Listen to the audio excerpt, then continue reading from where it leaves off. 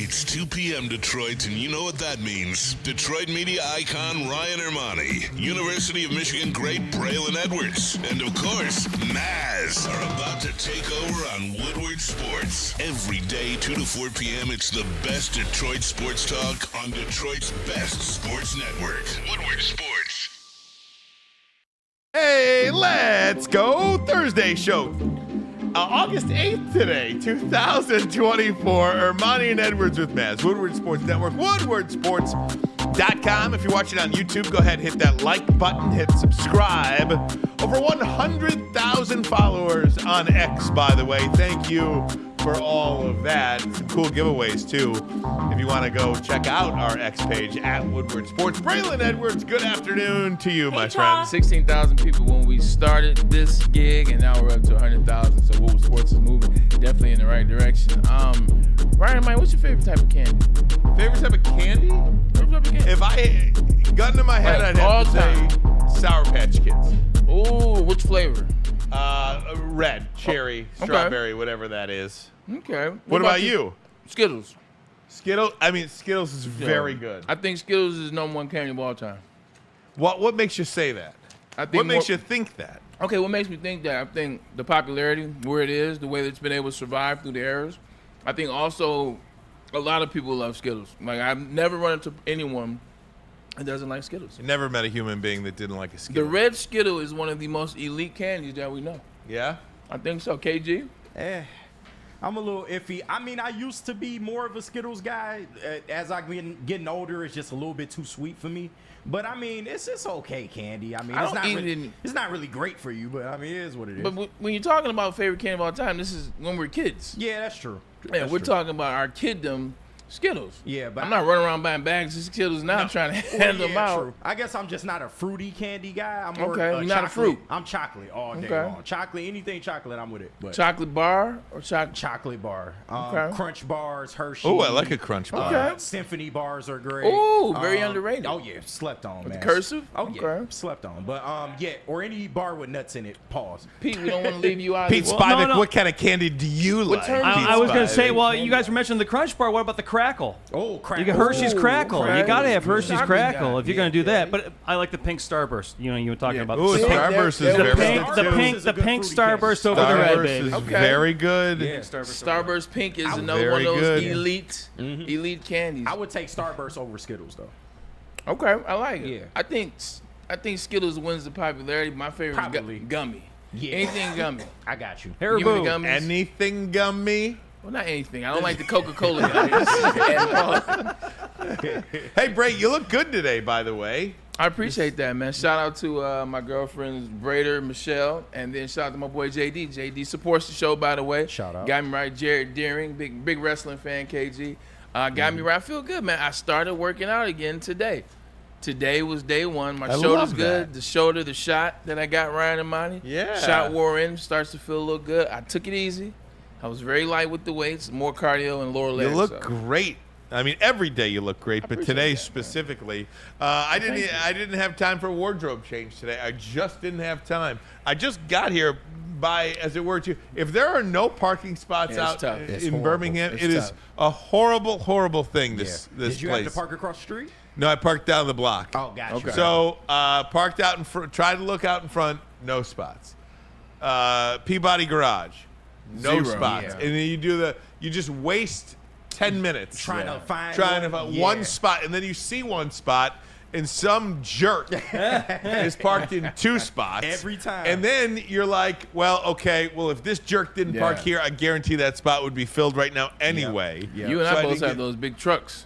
Didn't get so, but everybody's got an SUV these days. This It is seems true. like there are no cars, Especially on in the this road. area. I mean, if you just look down this row right now, hold on, forgive me. One second. hang on. One Sorry, second. I got you. Hang on 1 second. I got I'm just you. gonna look down the line here. Now you can't see way down there and way down there, but I see 1, 2, 3, 4, 5, 6, 7 spots. Yep. Right here. I see 6 SUVs and a Porsche. Yep.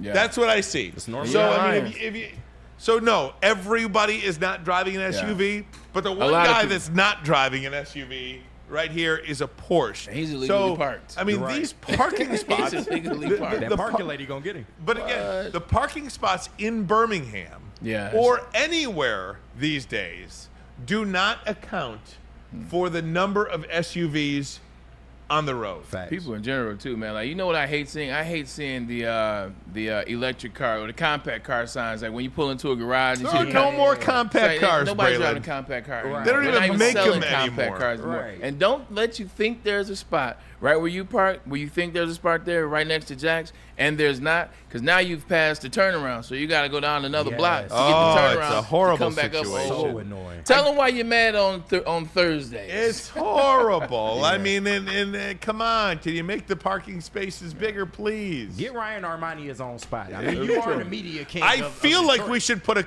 because of my 1 to 1:30 It should be a spot for responsibility you. Yeah. at Fox now. I feel like I should have a cone out in front. I think so too. Absolutely. Who do I talk to about that? I don't know. You got The your next own intern parking- we have, that's their job, is to Gotta stand in talk to front of the Jesse. spot. Right. You got your own parking spot at Fox too, right? Because when I worked at Channel 7, the anchors would have their own spots. Well, made for them. they're so no, but I park in the same spot every single day. So people know, like, don't park here. Yeah, like, hey, nah, that's, hey, you might want to move. when you get there early enough, you have there's like probably I don't know legitimately how many cars. spots there are, but there's probably 100 spots for like 30 people. Yeah. You know what I mean? Yeah. So you're just all spread out anyway. Gotcha. You know what I Not mean? the case here. Yeah, right. So, anyway, guys, big show for you today. We're talking Lions football, preseason game number 1, exhibition game number 1 for the Detroit Lions, and not much in the way of starters for the Detroit Lions are going to play. This is going to be for a lot of the younger guys, a lot of the younger players, that are vying for time. A lot of the players on the back end of the roster fighting for backup roles, and of course, just spots on the team. Obviously, Bray, one of the guys that everybody is wanting to see is Hendon Hooker. Yeah. To me, that is the story of the night. This is a player that many of us have not seen since his time at the University of Tennessee, and he probably would have been a first-round pick. I don't think there's any doubt that this player would have been a first-round pick. Might have won the Heisman. Might have, had it not been for going down to injury in his senior season. But nonetheless, Bray, this is going to be the first time we see him in-game action. Yeah. You know, I think it was Justin Rogers who tweeted out or who posted that Hendon Hooker has some of the best throws in camp, but he is one of the most inconsistent players in camp as well, and that's a part you got to focus on, but that's knocking that rust off too, right? I mean, he hasn't played in-game action in so long, so I'm just curious to see what he does tonight. I mean, that is a reason 1, 2, and 3 why I'm watching tonight, is to see Hendon Hooker. Yeah, I mean, I think 100% everybody wants to see Hendon Hooker. We don't know what he can do. He was another one of these guys that you draft and they're injured, so you haven't had a chance to see him last year in training camp or at all during the season. So, you wonder. That's still a big question that a lot of fans have. Why did we draft Hendon Hooker with a third-round pick last year? That's a question that we have. We don't necessarily need it. You're not going to necessarily use it, guys. So it'd be interesting to see what he can do. Ryan, when we talk about the first preseason game and then you start talking about guys that aren't going to play, which seems like Jared Goff and most of the starters won't play, you want to ask yourself, what are you looking for in a game? What are you looking to see? I can't really see this. Well, what you can see in this game is this. You can see young guys that are vying for a position. You can see guys that are developmental, guys that haven't necessarily played yet. Your Josh Pascals of the world. You can see where they are. You can see where they're at, and you can try to see what Dan Campbell and Aaron Glenn are trying to use them and how. Also, you look for efficiency and you look for crispness. At the end of the day, it's not the team ones that are going, but it's still a representation of Ben Johnson. It's a representation of Aaron Glenn. It's a representation of an offense and a defense, and this is what we want to look like. We want to look like we're on the same page. So even though it's not Jared Goff, it's Hendon Hooker, and it's Nate Sussfield, you still want to see efficiency because it speaks to how your training camp is going. If you get out of here and you just see a lot of guys running around with their heads like a chicken with their heads cut off, then you have some questions about how training camp is truly going. So it's not the ones, but I'm still interested to see how you guys look. And you wonder what the consistency is going to be like with Hendon Hooker. What is the objective tonight for him. How does he come out of this feeling more confident? Because again, Bray, you know as anybody, as a professional athlete, the more confident you are in your ability to play, the better you play. If you start doubting yourself, start questioning yourself, then you're not going to play as good. Can you play fast? Will the game move too quick for him? We've seen quarterbacks. We think we know what Hendon Hooker is. We think we know he is an elite quarterback. We believe that. But I've seen a lot of elite guys in college come to the NFL and just have it not translate. Yeah. I don't think that will be the case for him, but I'm curious as to see how he does. And again, it's a preseason game. If he does so well or so poorly, I'm not going to freak out one way or the other. But if I had an option, I'd rather him play very well. If I had any, and I'm going to ask you this, KG, bring you in on this. If there's any question that I had about Hendon Hooker, or anything I think that I'm going to see and I will have an explanation for, by him being drafted here as not necessarily the replacement, more as an if. You know, if he gets better, if Jared Goff doesn't work out, if. Not being drafted in that role and being injured, he hasn't had to have as much of a sense of urgency about learning the offense, getting on the field, getting it down packed, being ready to step up, take over. So that worries me in the sense if he hasn't had that urgency and you're starting to hear, well, he's the most inconsistent player, I think they go hand in hand. Because if I don't think I'm going to play, if there's no sense of urgency, you drafted when I was hurt, people asking, why am I here? Yeah.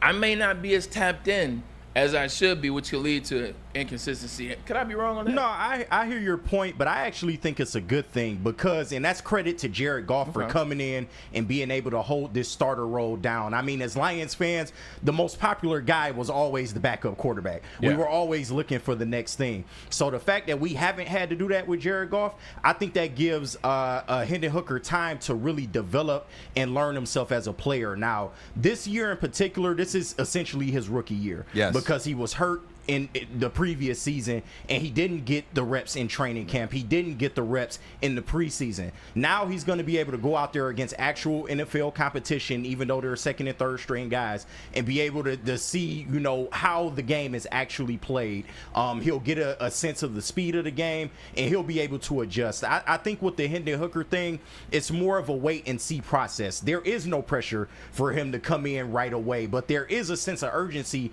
for him to be at a certain level of play in case Jared Goff goes down. So I think that this only helps his process, but we will see tonight, you know, get our first glimpses of what that looks like. And again, for Lions fans, you hit the nail on the head. For Lions fans, KG, I think, you know, obviously if Jared Goff goes out, heaven forbid. Right. But this is football. We have seen it before. Yeah. If Jared Goff goes out, you don't want your season to be over. Exactly. That's why they drafted Hendon Hooker, because you've got a Super Bowl winning caliber team at every level, by every metric you can ever imagine. And if your quarterback, something happens, God forbid, you drafted Hendon Hooker to come in, step in, and perform. And I think that's kind of what you want to see tonight. You want to see this player that you've invested a high round draft pick in come in and be that guy that could just make Lions fans, forget about Lions fans, make the players on the team, make the organization really feel and really believe that they have somebody capable of stepping in under a worst case scenario that could get this team to the Super Bowl. You can win a Super Bowl with this guy. And I think they do believe that they have that in him. Yeah. Now it's just got to be getting the reps and performing in a game-like situation. Yeah, and when you get paid as a quarterback, QB1, when you get paid, now you feel more inclined to help the guy behind you. Jared Goff got paid in the offseason, so I guarantee you he was lights out at film study, helping Hendon Hooker kind of see things as it relates to Ben Johnson's offense. Speaking of the devil, Jared Goff, I can't wait to see what he's going to do this year. Hendon Hooker is a guy that we'll see tonight, but Jared Goff, I think even still he has a chip on his shoulder, and I think this season we'll see what that chip is truly about. Oh, without question, Bray, without question regarding Jared Goff. And I'm going to ask you a question about him in a minute, but I want to ask you because, preseason games, exhibition games are completely different from even when you played. Yeah. Not only when we were growing up, but when you played, which is not that long ago. Kind of a just if you thought they were, I don't want to say meaningless back then, they feel more meaningless now. It's really incumbent upon the fan to kind of really draw something out of a preseason game. Like, for instance, I want to see Hendon Hooker, obviously, but I want to see what Donovan Peoples-Jones does tonight too. Yes. I want to see what Darius Fountain does tonight. I mean, you look at these individual players, and not so much about who's going to win and who's going to lose. Hell, the Lions were 4-0 the year they went 0-16. But there are little snippets, little players, little pieces, I should say, not little players, but little pieces that you can kind of pull out and, kind of see progress, see growth, see who's in, see who's out. Because I think the Donovan Peoples-Jones situation is a really interesting situation. This is a guy that a lot of us thought was signed in the offseason to be the number 3 receiver on this team, the number 3. And when you open up the depth chart, he was the 3rd string. Not only the number 3 receiver, but he was a 3rd string spot. So what does that mean for him? I'd like to see what he does tonight, too. I'm confused, being honest. And I'll go out on a limb. I said that, look, this is a guy from Cass Tech. It's right down the road. You can throw a rock and hit Ford Field from Cass Tech. Then he goes up the road to the University of Michigan. Saw him get drafted by the same team that drafted me and the Cleveland Browns. And you see when Juice Landry went out, he made plays for that Cleveland Brown team. He had 800 yards one year. He had multiple seasons with 4 more touchdowns. So that's a guy that knows how to play the game. That's a guy that, this guy could be a player if he's on the right team. You bring him to Detroit, I say, okay, this is it. They weren't playing because of Amari and Njoku. They had a new offense they went without. This could be a good pickup for the Detroit Lions. Brad Holmes doubled down in the offseason. They keep Donovan Peoples-Jones. Said we saw something out of him. We just get a chance to implement him into the roster, but we like what he can do. To be the 7th receiver on the depth chart, it's tough. To be the 7th after all that happened, after what we know, it's becoming a pattern. Now you look at moves differently. Now you look at, there's a reason why he wasn't the guy in Cleveland. They had to get Juice Landry and then Odell. And said, there's a reason why he wasn't 3 or 4. There's a reason why they shipped him to Detroit. So that becomes what you start to think. You're absolutely right. Want to see something out of him tonight. Like, look, this is when you get into that tweener space of your career, KG, where you don't have to, you may not be playing tomorrow. Yeah. Like after tomorrow, Ryan Ermanni, he may not be playing in any team in the NFL. He may be sitting at home. He may be waiting for that call after first cuts. Now I got to go to the house. Now I got to stay in shape. Now I got to try to keep the love of the game. And that's, frankly, when you lose the love of the game. When you're sitting on the couch and you're no longer playing as people are. So this is a very crucial, I urge him, this is a very crucial moment in his career. I've been there. I've been there when you're like, now I have to put the pressure on because I may not get that phone call and it may be over. So he want to come out and see him making some plays. You want to see him comfortable. You want to see the ways that he was when he was in Ann Arbor because he was a playmaker there. Dumb question. Yeah. No such thing. In the exhibition season, just purely hypothetical. Okay. Mm-hmm. If you're DPJ, are you hoping Darius Fountain drops 2 or 3 passes tonight? Absolutely. Yes. Yes.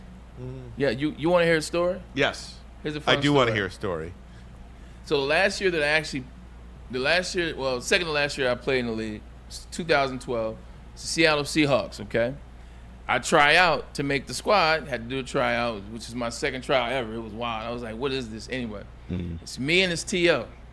Oh. Now, T.O.'s a bigger name than me, and T.O.'s a first ballot Hall of Famer. I may be in that space better than T.O. by a little bit. At that time. But at that time I was a little bit better, but it's still T.O. Yeah. It's still T.O. So we both make the squad. And now I'm vying for a job against T.O. And in my mind, I'm like, this one of the guys I looked up to in the game. Also, it's a personality. Right. You put him on the team. Now I look back and I know he never stood a chance. I'll tell you why. I'm like, I got to go against this guy.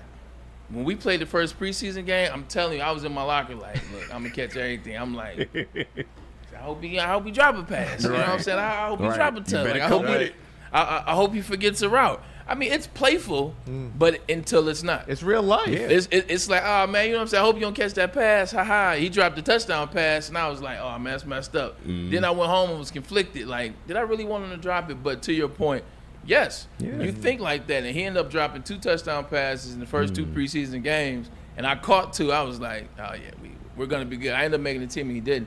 I realized now his personality was too big to be on that team, and that's what coaches look at. We can't be having some 40-year-old with the personality like that, but you do look for that in a moment. And he had a rough training camp. I didn't. So, yeah, I may have wished it a little bit. I think it's human nature, KG, and I think you're right. I mean, obviously, when you're on a team, you want to root for your team to do well, but this is a little bit different. You want to root for yourself. You want to root for the guy in front of you to not do as well as you. Yeah. This is the NFL. You know, this is you want to make the roster. You want to be a second team player as opposed to a third team player on the bubble. No, I mean, I think you're rooting against guys tonight, too. No, of course, and you're playing for your job. Like you said, you looked up to T.O., but if T.O. makes that team, then that's food out of your family's 100%. mouth. That's money out of your pocket. I'm sitting at home somewhere. Exactly. So it gets like that in the heat of competition. I mean, that's what competition is at the end of the day. But, of course, you want your team to succeed. But these guys, in the preseason especially, are playing for playing time. They're playing for roster spots. So you got to expect that, DPJ kind of doesn't want Fountain to succeed like that. Of course, as a person and as a football player, he doesn't wish any ill on him, but that's just the nature of the beast. Yeah, and the good thing about this situation is it puts people against people. And, you know what? May the best man win. Yeah. You throw the job out there, may the best man win. So now you know as a coach that you've chosen the right person because you look at the young guy that's up and coming versus the older player, the more veteran player that's trying to keep playing. Yeah. If the veteran wins, that means the veteran still got it. That means the younger guy wasn't ready for the moment. The veteran rose to the occasion. He still has it.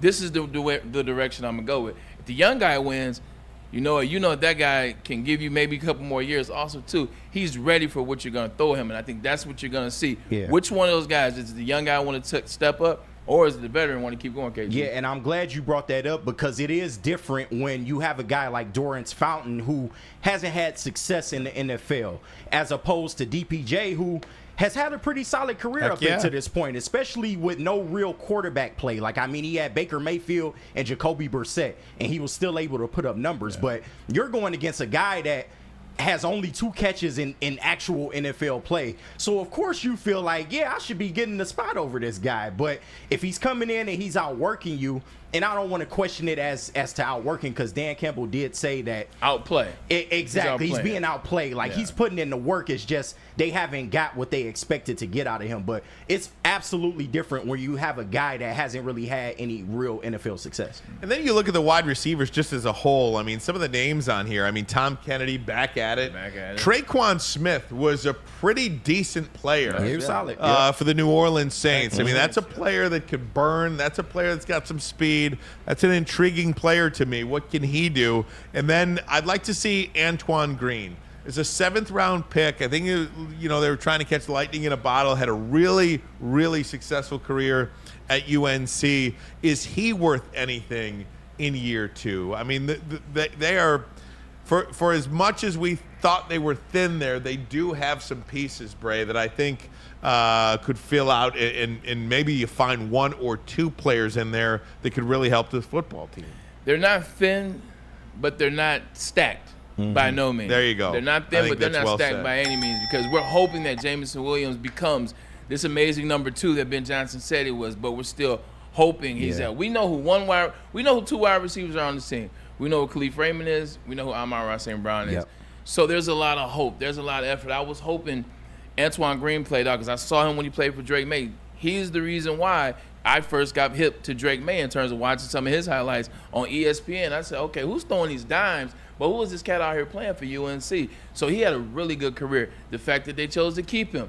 Like a lot of 7th-round players, 7th-round picks that don't play, they don't make the team the next year. The fact that he's still here and that he's moved up to the second team, excited to see it. Tom Kennedy is eventually going to get a shot. Like Tom Kennedy You is. think so? What's this guy do year in, year out? Right. It just keeps coming back. I think he's dropped one pass, and last year he dropped a touchdown. I think it broke all of our hearts because we wanted to see him. Right. But when somebody keeps bringing you back, he knows the offense. He knows how the lines have changed over. He knows Jared Goff. Eventually, this is how you start hearing about these stories where it's the 5th and 6th season, and the guy gets made, he picks the team up, and becomes a really good player. Lance, what was Lance's last name? Lance Moore? Yes, my guy. Toledo Rockets, That's Lance right. Moore. He and I came out the same class. He was undrafted, but we had picked him up in Cleveland, so I got to know him really well. He was with us that first year, undrafted, scout team guy. Next year, he was a New Orleans scout team guy. Next year, he was a New Orleans scout team guy. 2 years after that, he made the Pro Bowl. He won the Super Bowl. He had a really good career. Wow. But that's how it happens. He stayed the course. Team drew a liking to him. That's what Tom Kennedy seems like the situation is kind of shaping up. With all due respect to Tom Kennedy, he's like a fungus. You think it's gone, but it just keeps coming back. Yes. It just keeps coming That's back. how those quarterbacks were last year. It's like the line in Rocky 2 when Tony says to Apollo, "Man, I saw you beat that man like no man been ever beat before, and the man kept coming after you. Yeah. We don't need nobody like that in our lives." He said, "Don't fight him again." And Tom Kennedy is that guy that just keeps getting cut and cut and cut and waved and waved and waved, but he just keeps coming back. And the coach keeps bringing him back. They keep bringing him back to Detroit. They know what he is. It just wasn't time last year. It wasn't time the year before that. They brought him back. It seems like this could be the time. And guys like that, Ryan, when they make – it's like John Kaminsky. Yeah. Mm-hmm. Is it John Kaminsky that it took him forever? It took him – or no? You're thinking of the offensive lineman Dan Skipper. Dan Skipper. Yeah. It took Skipper 8 years. Yeah. He finally said, "You know what? I was gonna give it up. I was tired of how many contracts? 20+ contracts. Yeah, crazy. And now here he is. He's playing well. He played last year and he got paid. So, you love the stories. I'm not sure about Jameson Williams if he's playing tonight. Should he? I want to ask you that, and I want to ask you if you believe Jared Goff should play tonight or in the preseason. Patrick Mahomes, I heard an interview with him earlier today, said he has to play in the preseason. He physically needs to take a hit. That's what he said he needs. He needs somebody. In fact, sometimes he says he'll stay out there a little bit longer just until he takes a hit. It's something mentally he needs in his own game to have happen to him in the preseason. He does not want the first time he takes a hit to be in the regular season. So I want to ask you about that, Braylon. Should the Lions starters play, or you just wait to the season? We'll get there next. But first, a message from Les Stanford Chevrolet Cadillac Buick GMC. What happens when you run a great business for over 50 years? You expand and offer more products to more people. That's exactly what Les Stanford did by adding Les Stanford Buick GMC. They offer the same great service that customers have come to know and trust. Located in Ferndale on Woodward Avenue, just south of 9 Mile. And if you're looking for a Chevy or a Cadillac, Les Stanford in Dearborn, where they have been on Michigan Avenue for over 55 years. You can find the brand you want under one umbrella. All 4 GM brands under one umbrella. LesStanford.com, LesStanford.com. Together. Let's try. And like my barking co-host over here, give your pet the best. Premier Pet Supply is hands down Michigan's best pet store. Same prices and all the conveniences of the online and big box retailers, with only one major difference: family and locally owned and operated for 30 plus years. That's a long time. Over 60 brands of food with nutrition experts to help you. Same day local, curbside, and home delivery. Premier Pet Supply, give your pet the best. You can go there by visiting premierpetsupply.com. The countdown to kickoff is here. Your Detroit Lions are ready for another season of grit. Woodward Sports is your #1 destination for all breaking news and Lions coverage. We are Detroit's #1 sports network. We are Woodward Sports. Come to any Lady Jane's Haircuts for Men and claim your throne for a king's treatment from one of our talented stylists. Open 7 days a week. Walk in anytime. Just get to a Lady Jane's today and receive a precision haircut, scalp massage, hot lather neck shave, and a hot towel treatment. A haircut should not be a chore. It should be an experience. And that's exactly what Lady Jane's has to offer. Open 7 days a week. Walk-ins are always welcome. There's always a location near you. Lady Jane's Haircuts for Men. It's wicked awesome. A network for the city, by the city. Woodward Sports is Detroit Sports. The Ally Challenge presented by McLaren is back August 22nd through 25th at Warwick Hills and Grand Blanc. Be there for PGA Tour Champions Golf, Family Night, concerts, and more. Tickets start at just $15. Get yours at allychallenge.com today. Stop searching for a vehicle and start finding one. Les Stanford Chevrolet Cadillac makes it easy. We harness the power of multiple dealerships and own the biggest selection of GM brands in the area to get you the car you need. With the Les Stanford Group, you'll have access to 4 different dealerships, providing you with more makes, more models, and more choices. We're connected to more than 1,000 vehicles. And with so many high-quality CPO vehicles available, you'll find new car quality at pre-owned prices. You can start and end your search at lesstanford.com today. You smell that? That's Brad Holmes cooking. And the off-season smells good. Woodward Sports. The PGA Tour Champions is the returning Ally Challenge, August 22nd through the 25th. AllyChallenge.com is where you go to register. Sign up. It is a part of the Randy Wise Automotive Spree. It's back. Leave the golf to the pros and don't miss the party on 17. $2 birdie beers, concerts, and more. Get the tickets once again at AllyChallenge.com. Brought to you by Randy Wise. And this is what you need to do. You need to sign up for a membership with Planet Fitness because they have a fitness that fits into your budget with over 50 metropolitan Detroit locations. It's the place for you because it's home of the judgment-free zone and also squeaky clean gym. Oh, my bad. Yeah, no, you good. My bad. You guys can hear me better now. Planet Fitness, your fitness is essential.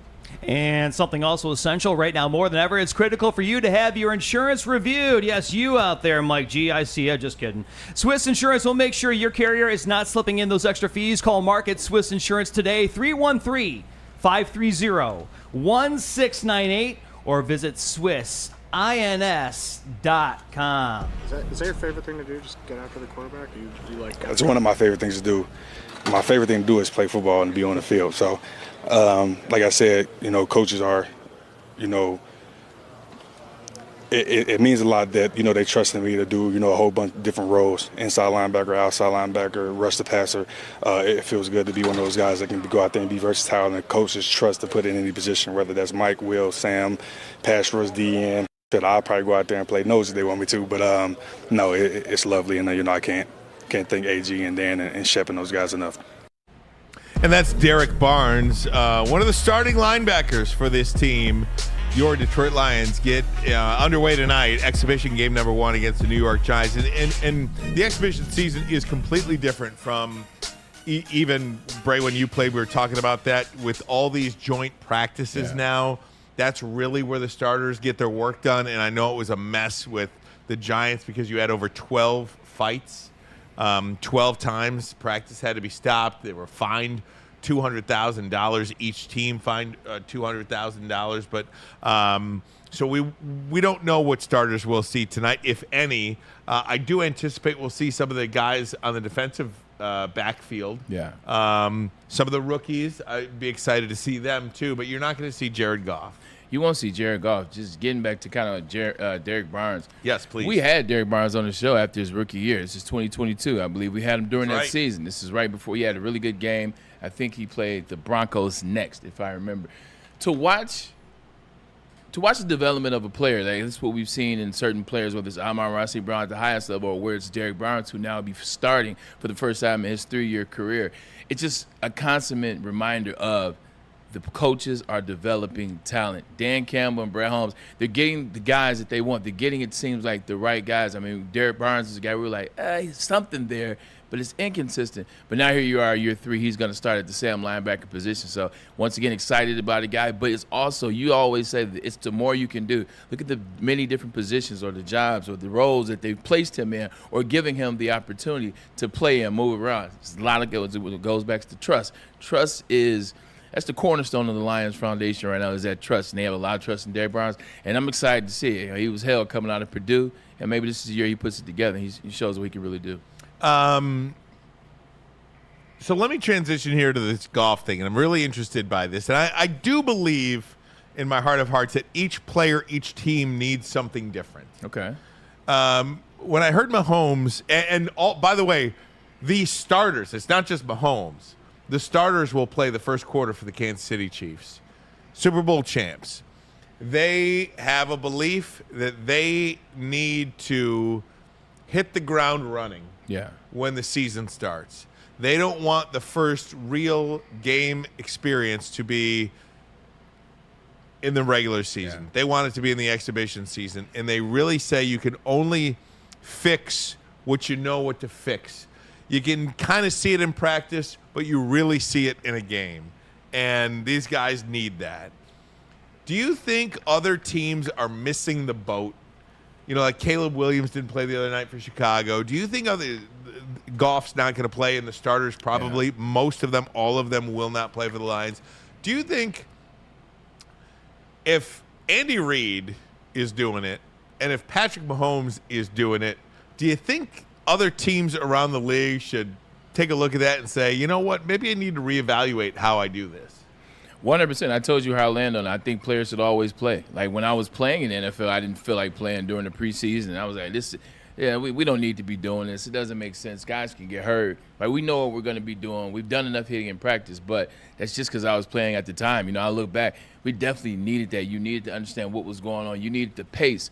Like, see, it's about getting into the zone of the moment of what the season's going to be. It's about getting the pace. It's about getting the timing, understanding the warm-up, understanding the practice drills before the game, understanding the intensity that builds during the game, then getting on there, being able to deal with how tired did you get in warm-ups, now being able to catch that second win before the second series of the game, being able to pay attention to see what you see on film, but actually being on the field to actually see it in real time.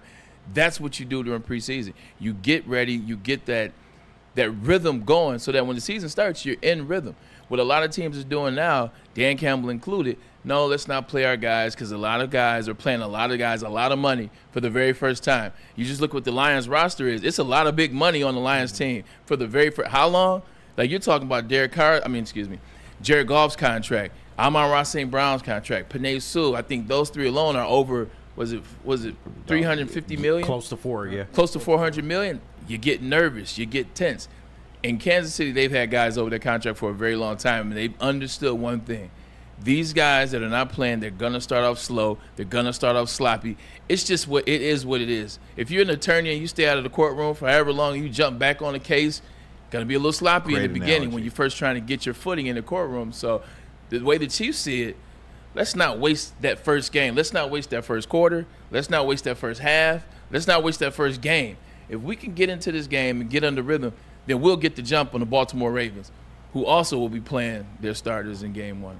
Yeah, and this is what the preseason was designed for. I swear when I came up and started watching football in the early 2000s, they used to play a little bit more, but like you said, Bray, now it's about big money. Yeah. I'm paying all this money to this player. I can't afford for him to get hurt in a preseason Not in the game. preseason. But it's understandable. There's risk of injury with wherever you play. In training camp, there's a risk of injury. You see week one of the NFL these days is normally a slew of injuries. So I think they do need to go back to that.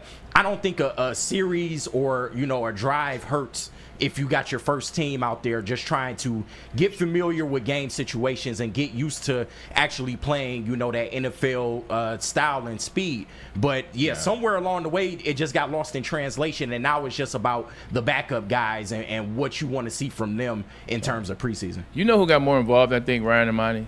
Like when you're not paying, I'm gonna take it back. Let's take it back 30 years or whatever. When you're paying a quarterback $10 million, that sounds crazy, doesn't it? When you're paying a quarterback $10 million, well, Jerry Jones, Robert Kraft, insert owner here, Snyder, who's with the Redskins at the time, now the Commanders, they're not really tripping.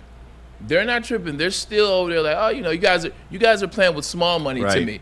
If I'm a billionaire, if I'm Paul Allen, rest in peace, all these guys that own $10 million is fine. It's chump change. You guys play with it. I give you the team. You figure it out. But now as an owner, when you tell me that I'm paying this player $60 million a year or his total contract is $300 million, well, now I get more involved as an owner. And as an owner, he can't play in preseason. You mean to tell me that I'm paying him how much? How much are we paying him? So why am I playing in the preseason? I think the owners are more involved now. I think you're absolutely right about that. And the investment in these players is just so large that you cannot afford to get them injured. But I do think if you're a guy like Patrick Mahomes, if you're a guy like Andy Reid, Bill Belichick, Tom Brady, you have a little bit more cachet to do whatever you think you need to do. And I do think it's reputation based. Yeah. If you have a coach that you believe in, if you have a coach that you're like, you know what, this guy is not doing anything intentionally to make us worse. This guy isn't doing anything out of the ordinary, and he truly has a conviction as to why he's doing everything that he does. Like, for instance, Dan Campbell has a total conviction that these guys need to hit in practice. These guys need to wear full pads in practice and go full go, get tackled, because the only way to practice tackling is to actually tackle. And he truly believes that. You see some of these other guys all willy-nilly out there. They don't know which way. Loosey-goosey, as they call it. Loosey-goosey coaches out there, these loosey-goosey coaches. It's hard to buy into them. If Dan Campbell said, well, my starters are playing tonight, they're playing a quarter because I really feel like that's exactly what this team needs. Great. I think all of us would be on board. If Matt Eberflus does that in Chicago, I think you're like, my quarterback better not get hurt. Jalen Johnson better not get hurt. If my wide receivers come up and pull up a hammy, if DJ Moore pulls up a hammy, we're going to have some problems. You got to answer for this. But I think if a Mike Tomlin, a Dan Campbell, an Andy Reid, Nick Sirianni does it, I think you better not get hurt. Yeah. You know what I mean? He's a tweener coach. He's on the bubble. If he did that last year, they wouldn't say anything. But now he's on the bubble, so you're absolutely right. But you get my point. 100%. It happened with Rex. So first year I was there, we go to the AFC Championship game. We lose. Off season, we pick up LaDainian Tomlinson, pick up Antonio Cromartie, pick up some more pieces. You start trusting Rex Ryan. That was his first year as a coach. First year you go to the AFC Championship. I say you got more rope. You can do more things.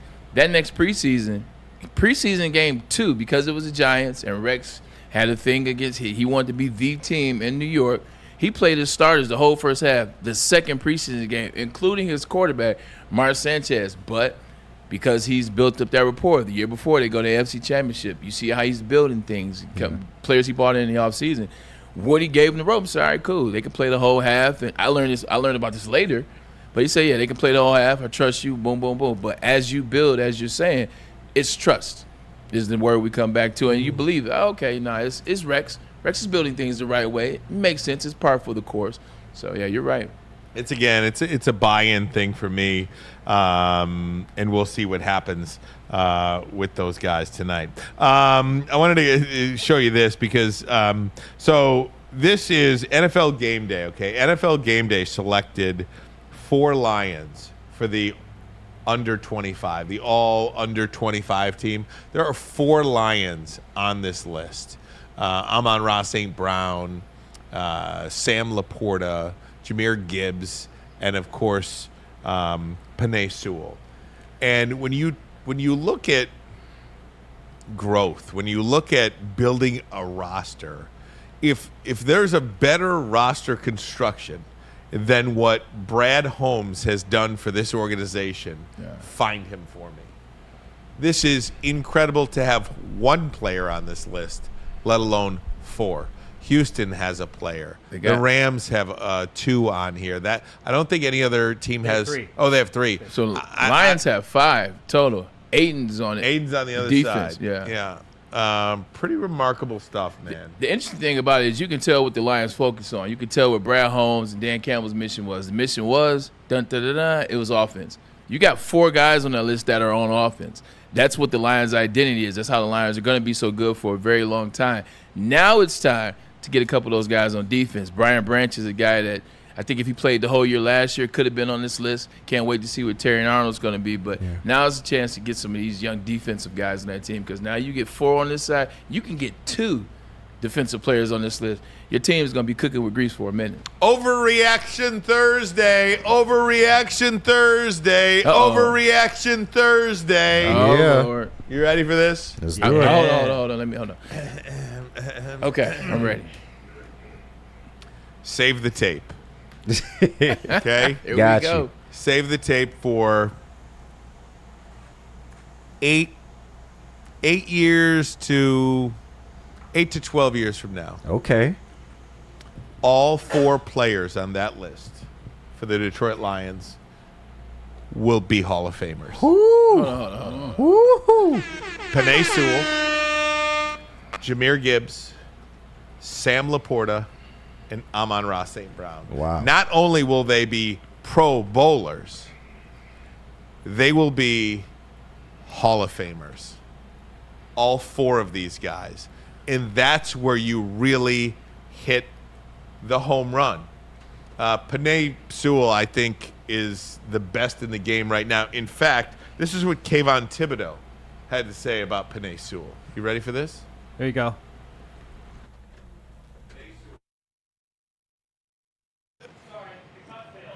That's all right. So I'll just read it for you. Giants defensive end Kayvon Thibodeau was asked if he has any fears in life. He said, "No, I'm not afraid of ghosts or anything like that. But I will say it's scary how Penei Sewell has manhandled us." That's real. That's real deal. I mean, so Penei Film don't lie. That's one, okay? And even if you don't want to, We live in a different world because when I played, guys wouldn't be like he manhandled us. Right. I'm like he manhandled us. You're right. Like, we So living- much- you can't just admit that, even if he did. Oh, they're on the same. Gentlemen. I forgot they played the same team in college. No, okay. They did. gentlemen, I forget. it's a much softer society. True. It's true. Okay, a much Big softer facts. society. All right, Big It is. facts. Okay, even if you don't want to go along with me and say those 4 are Hall of Famers, you will. I know you will all give me Penei Sewell, correct? Absolutely. Funniest thing is I was thinking to have a typical Braylon response and try to get on the opposite side of you, and I legitimately think 3 of those for sure are going to be like have ridiculous odds to make the Hall of Fame. And honestly, the guy that I don't, if would be Jahmyr. Jahmyr Gibbs. Jahmyr, Yeah. because it's just and only because of the position Yes. and what we've seen how hard it is to maintain at that position. Right. He had a shelf life. 100%. So that would be the only guy that I would. That's the only guy. Yeah. But you know, They just work. They're workhorses. They and workhorses are. only get better. Yeah. That's how I look at it. I don't look at it from one season of, oh well, you know, I might have 14 this year, and you know, blah. I just see how hard they work. And I remember watching the guys that work the hardest. It is no secret. The guys that work the hardest, the guys that pay attention, the guys that lock in and lead. Those guys end up in Canton. Like nothing about that is make believe. And all 3 guys you name, and then the guy you name fourth is following in those 3 guys' footsteps. you know, and again, if you had to, we've only seen Laporta for 1 year. We've only seen Gibbs for 1 year. But the production from Amon-Ra is only going to skyrocket. The production for Penei Sewell, he's only going to get better. And Amon-Ra has developed a reputation now. Yeah. As a, I think he's really, his comp to me is like a Hines Ward. Okay. Hines Ward, one of the most reliable, dependable, tough, winning players. Yeah, that was my comparison. I like that one. That's a good one. You know? Yeah. It is, and I think he's even. And the thing about it, I think where he's different, he's a better route runner than Hines. Absolutely. Yeah. Like that's where he adds a different value. He's a better route runner than I. He catches with his hands. Hines, although he didn't drop passes, was a ball catcher like in the stomach. What happens when you do that? You lose routes. You lose a little bit of yards. You lose a little bit of momentum. And I know I'm being picky right now, but Amon-Ra runs a great starting point, but he runs better routes. It's legit. I mean, we don't want to. At the end of the day, I know people out there like, oh, you guys are crowning everybody. Yeah, look, we're not trying to crown people off 1 year. Sam Laporta, we know it's a system. You got a ways to go, but when you just see people get better and better as the season goes along, when you see people become dependable, trustworthy, when you see him, you won't need a 5-game sample size to see how good Sam Laporta is going to be in his career. We saw it last year, and you're going to see it right away this year. And it's about popularity nowadays. Like getting in the Hall of Fame is about popularity. It's about what teams did you play on and were you successful when you played on those teams. Well, the Lions are right now in that popular space, but this isn't a trend. It's not going anywhere because Brad Holmes is bringing in the consistent pieces each season, so they'll have sustained success. When you see the guys going to the Hall of Fame, they come from the 49ers, Baltimore Ravens, the Patriots. I mean, Like, that's what you see. Those teams won for a very long time. Isn't that who you strive to be? Isn't that who these guys will strive to be, even if they fall short of the Hall of Fame, okay? Which is an incredibly lofty thing to say about somebody that's played 1 year.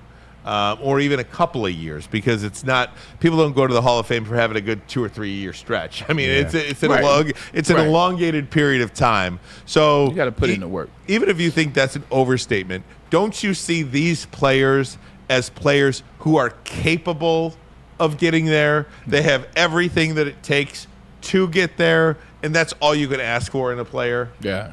You know, 100%. I mean, getting in the Hall takes a lot. It takes coaching. It takes, you got to win a championship. You got to be lucky. You got to, stay the course. You got to be healthy in the relation of health. Health has to last the years. But at the end of the day, if you have these things, these are what the questions ask. When you say a hypothetical is, if all these things play out the way they're playing, I can't see a situation where Amon-Ra, and I can't see a situation where Penei Sewell for sure are Hall of Fame. Now I'm going to put you on the spot.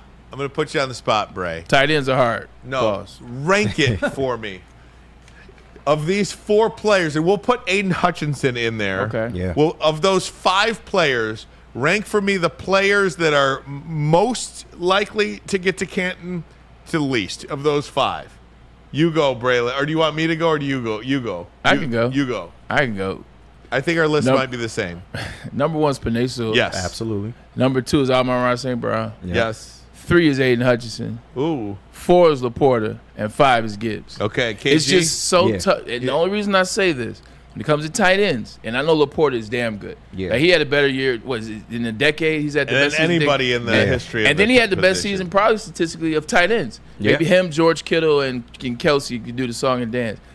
There have only been 2 tight ends to get in the Hall of Fame in the last 10, 15 years. That's true. Like, tight end and kicker are tough to get into it. You got who just got in last? Who's the last tight end to get in?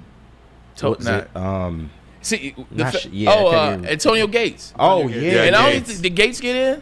I think he did. Yeah, he got in. Last year. Yeah. Yep, he did. Yeah. He got in last year. Yeah. Gates. And look at who he was. And the next one will be Grunk. And Yeah, that won't absolutely. happen before. That'll happen in another 3 years. And Tony's already in. And then Kelsey.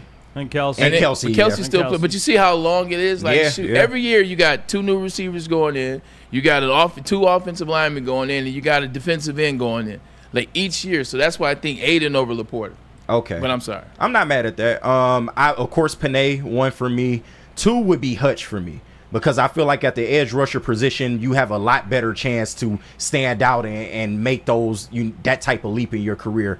3 would be Amon-Ra, 4 would be Laporta, and 5 would be Gibbs for me.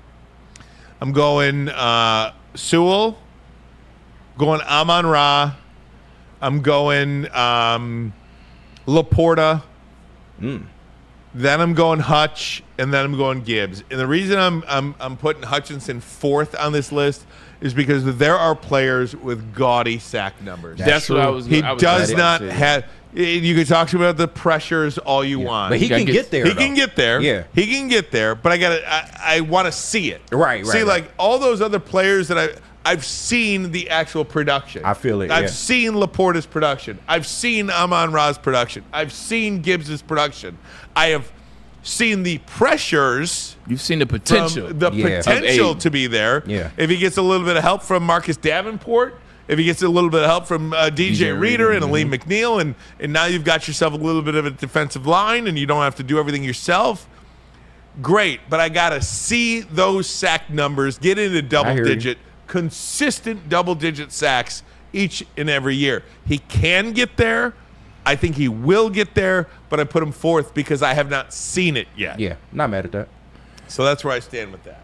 I agree. I mean, I'm still waiting to see the continuance out of Aiden Hutchinson. I just, once again, tight end position is tough to get in, Ken. It's tough to get in right now, and it's frankly easier to get sacks now than it is touchdowns.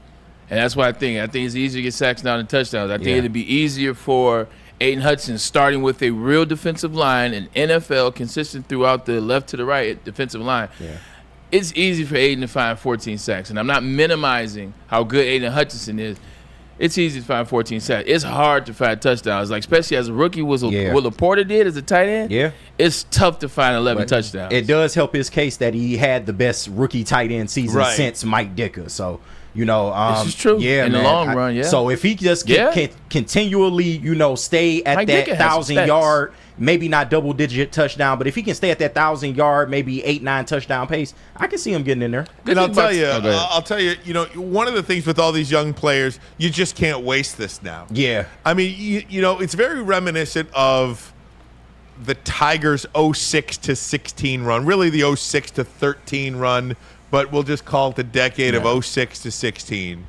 It was great to get to 2 World Series championships, but if you look at your watch, it's been 40 years since the Detroit Tigers won a World Series. Sir. They got there a couple of times with Jim Leyland. They never won it.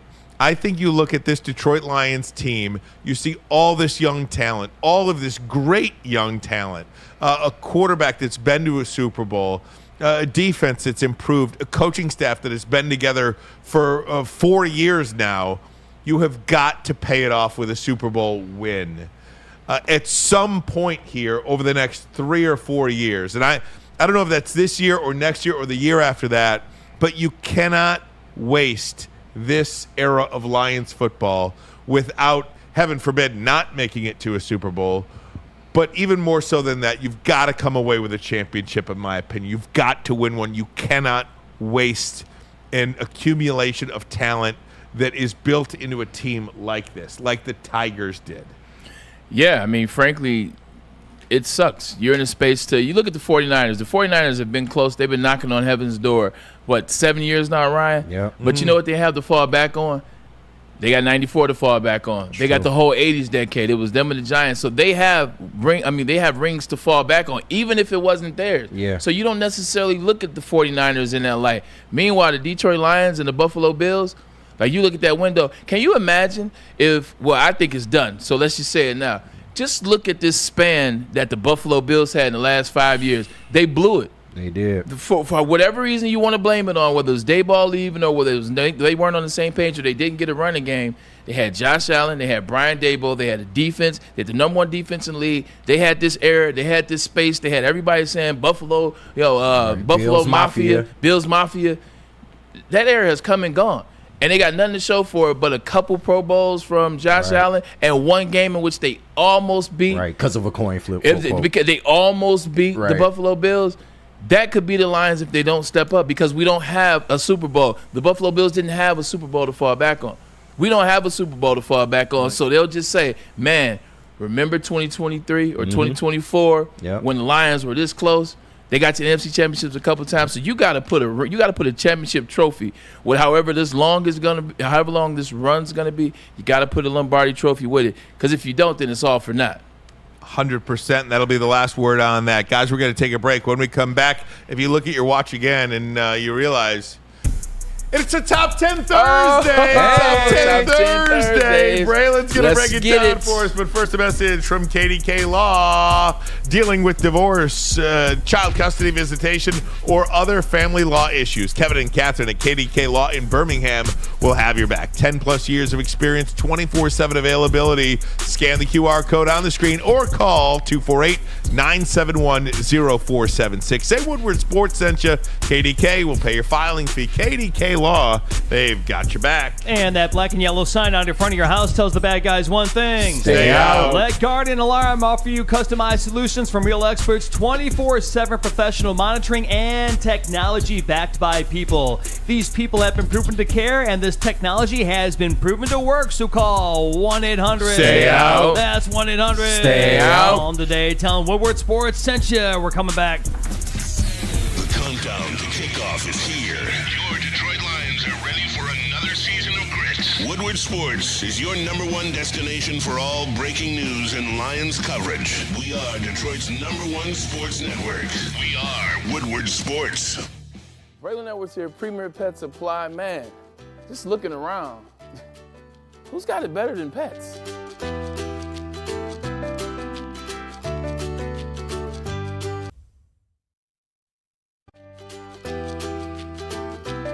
Come on, a baby stroller for Coda?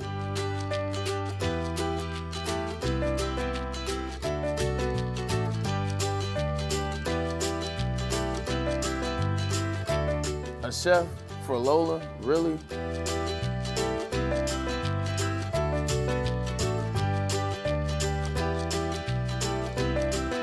You don't have to tell me who the real boss here is. Who's got it better than pets? Nobody, especially here at Premier Pet Supply. For over 30 years and more than 13 locations, Premier Pet Supply has everything that your pet can dream of, and guess what? It's all under one roof. Premier Pet Supply, family owned, operated, and proud to call Metro Detroit home. Check out premierpetsupply.com or scan the QR code today. Who's got it better than pets? Nobody! A network for the city, by the city. Woodward Sports is Detroit Sports. The Ally Challenge presented by McLaren is back August 22nd through 25th at Warwick Hills and Grand Blanc. Be there for PGA Tour Champions Golf, Family Night, concerts, and more. Tickets start at just $15. Get yours at allychallenge.com today. Yo, let me just say, I love Planet Fitness. Trying out Planet Fitness and dang, they got lots of equipment. Not me getting a Planet Fitness membership just for the 24-hour perk. Listen, the PF Black Card is worth every penny for this hydro massage. I'm a new man. Did y'all know that the PF app has workouts you can do at home? Cheapest therapy I can find is Planet Fitness. All the benefits, all for less. Planet Fitness, big fitness energy for all. The most talked about Detroit media by other Detroit media. And we love it. It's the Woodward Sports Network. Any Lady Jane's haircuts for men and claim your throne for a king's treatment from one of our talented stylists. Open 7 days a week. Walk in anytime. Just get to a Lady Jane's today and receive a precision haircut, scalp massage, hot lather neck shave, and a hot towel treatment. A haircut should not be a chore. It should be an experience. And that's exactly what Lady Jane's has to offer. Open 7 days a week. Walk-ins are always welcome. There's always a location near you. Lady Jane's haircuts for men, it's wicked awesome. A ton of fun, a ton of sports, and a ton of man meat. Welcome to the Woodward Heavyweights, live daily 5 to 7 p.m. on Woodward Sports. Dreaming of a new home but feeling the financial pinch? Mark White and Associates, your trusted real estate experts, are here to help. Mark White and his team will pay up to $5,000 of your closing costs. That's right, I said $5,000. Call Mark White and Associates today at 248-290-8242 or visit them at markwhitesells.com. Again, call Mark White today at 248-290-8242 to make your dreams come true. Oops. My bad. And I wish I would take my own advice because I need to see one of the stylists here at Lady Jane's Haircuts for Men. Awesome is where a guy can be a guy and get an amazing haircut. That's Lady Jane's Haircuts for Men. Stop in, sit back, relax. Let one of Lady Jane's talented stylists make you look and feel great. You can walk in anytime. Lady Jane's Haircuts for Men, open 7 days a week. Lady Jane's. It's wicked awesome. She just got, they got Joe right. Oh, yeah? Just got my hair done there. Yeah, look at you, Joel. I'm rocking the Braylon right now with the do-rag and everything. Do-rag. Oh, yeah. I didn't know they get down to Lady Jane's like that. I might have to go. No, you got to I didn't know, man. She got me right. Mariah, shout out Mariah, man. Shout out Mariah. Yeah. I'm going to go see Beth next week. Okay. You know, my girl Becca has moved on. Yeah, it's tough, man. I seen Becca over there, man. She's on the greener pastures. My girl Becca moved to Florida. And so I'm going to give my girl Bethany a try now. They call her Bethany. They say we have Beth a got the super golden chat hands. from our boy Dante151. Oh, what does he say? Shout out. He's got $4.99 on the board. Thanks once again, Dante, for consistent support of our show. The San Fran 49ers have come to terms on a contract with wide receiver Robbie Chosen because of the Brandon Ayuk drama. Really interesting. Yeah, that Ayuk drama is. We can talk about that too if you want. We've got a lot. Hour number 2 here. We're going to talk about Ayuk. We're going to talk about Jim Harbaugh and the Michigan situation. But I just quickly before we get to Top 10 Thursday, Bray, this is one of the reasons why I can't get down with the Olympics. And really, I think I forgot who said it was somebody on my Twitter, on my X page, that posted the time change, unless it's in the United States, they really can't get down with it because of the time difference. And there are 2 things that I watch live. I watch sports and news live. Yeah. Like I can't do the updates and all that stuff. Yeah. This Noah Lyles, like my entire timeline, he just ran. Is about Noah Lyles. He just but that's what I'm saying. Most people are at work right now, and they'll probably play it on NBC tonight in prime time. It takes the air out of it. It sucks the life out of any sort of excitement, anticipation, anything. Even if you're getting together with your kids tonight, you're like, hey, let's watch Noah Lyles. You're getting together with your buddies. Lyles is running the 200 meter tonight. Let's watch it. It happened 6 hours ago. How exciting can it be for anybody? Right. They know who won. My entire timeline on social media is about Noah Lyles right now. So you can choose not to be on. Okay, even if you made the decision to not look at your phone, and totally disconnect because you have to see this. Everybody saw it. Everybody else saw it. So there's no shared viewing experience. Part of sports live or news live is having a shared viewing experience with the guy 2 houses down from you, with your buddies down the block, little Jackie and Johnny and Joni and Jeff from the J family, the city next door. Right. You know what I mean? Yeah. There's no shared experience when you're watching things at a different pace. And he lost. Now I don't want to watch it at all. Now, well, there you go. Now we just told you. Now I really don't want to watch. I don't want to see him. He came in third. I was gonna say, but he got third. Yeah, he got third. He didn't even get second. Another dude from America got second. Kung Fu Kenny. Yeah, Kung Fu Kenny. And then dude from Botswana got first. That's because he wears a headband. He wears a little headband. Botswana got first. Tobago. But do you understand that? I mean, am I making any sense? You're not making any up, man. It sucks. I looked at it on my phone. I saw the screenshot. It says he fell for his double. I already know you see the theatrics he put on afterwards. Because it's him. Right. He put him on. He was in a wheelchair afterwards. No, Stop it. No. He did the Paul Pierce? We was watching it back there. We was watching it back there. He did the Paul Pierce? Come on, man. Look. This is what I don't like. But they saying it might be something wrong with him. Like, I'm not. What happened? No, he got his ass whooped. He got it whooped on live TV. Well, not live, but he got it whooped. Well, technically, it was live. People saw it live. Right. Joe Louis did get it. Right. He beat Joe Louis. No, but he lost, and he doesn't want to have sportsmanship. Exactly. Like, that's what it comes down to. When Keyshawn Thompson thought he won 100, he was all up. He thought he won. He was hyped. He was doing this, and they announced it was Noah Lyles. He went up to him. He shook his hand. And then when he talked, he said, look, I got to do more. He beat me at the finish line. I got to do more. I got to bring it back next year. That's what it's supposed to be, not sitting in a wheelchair. But once again, we saw him when he won. We saw it. It comes with the territory. Yeah, like he wasn't gonna not do this, but it sucks. Like, cause Jamaica, I was giving them stuff about the women, how the women acted, how they acted. Jamaican man stood up. American man should have stood up, but instead he sat down in a wheelchair, put up Paul Pierce. That is crazy, man. But that's kind of why people don't like the guy. The theatrics and things of that nature, kind of what he said last year was a little unwarranted, uncalled for. Yeah. So, this is unfortunate, man. But a wheelchair, you can't go out like that. That's an excuse. Bro, you won the gold in the 100. You shouldn't have won in the 100. You won in the 100. Take that and just come back next year, win worlds, and get back on the right track. We never had a chance to talk about this. I still can't tell who won that 100 meter. I mean, this is what I was talking. Me and my dad had this conversation. I was glad I was able to go to my dad's house, fellow track guy, whatever. Back in the day when he first started, it was break the tape. So that's why in the rule book it's always been the torso, because that's why it used to be a ribbon and rope, because you got to break the chest breaks first. Your foot will go under the rope.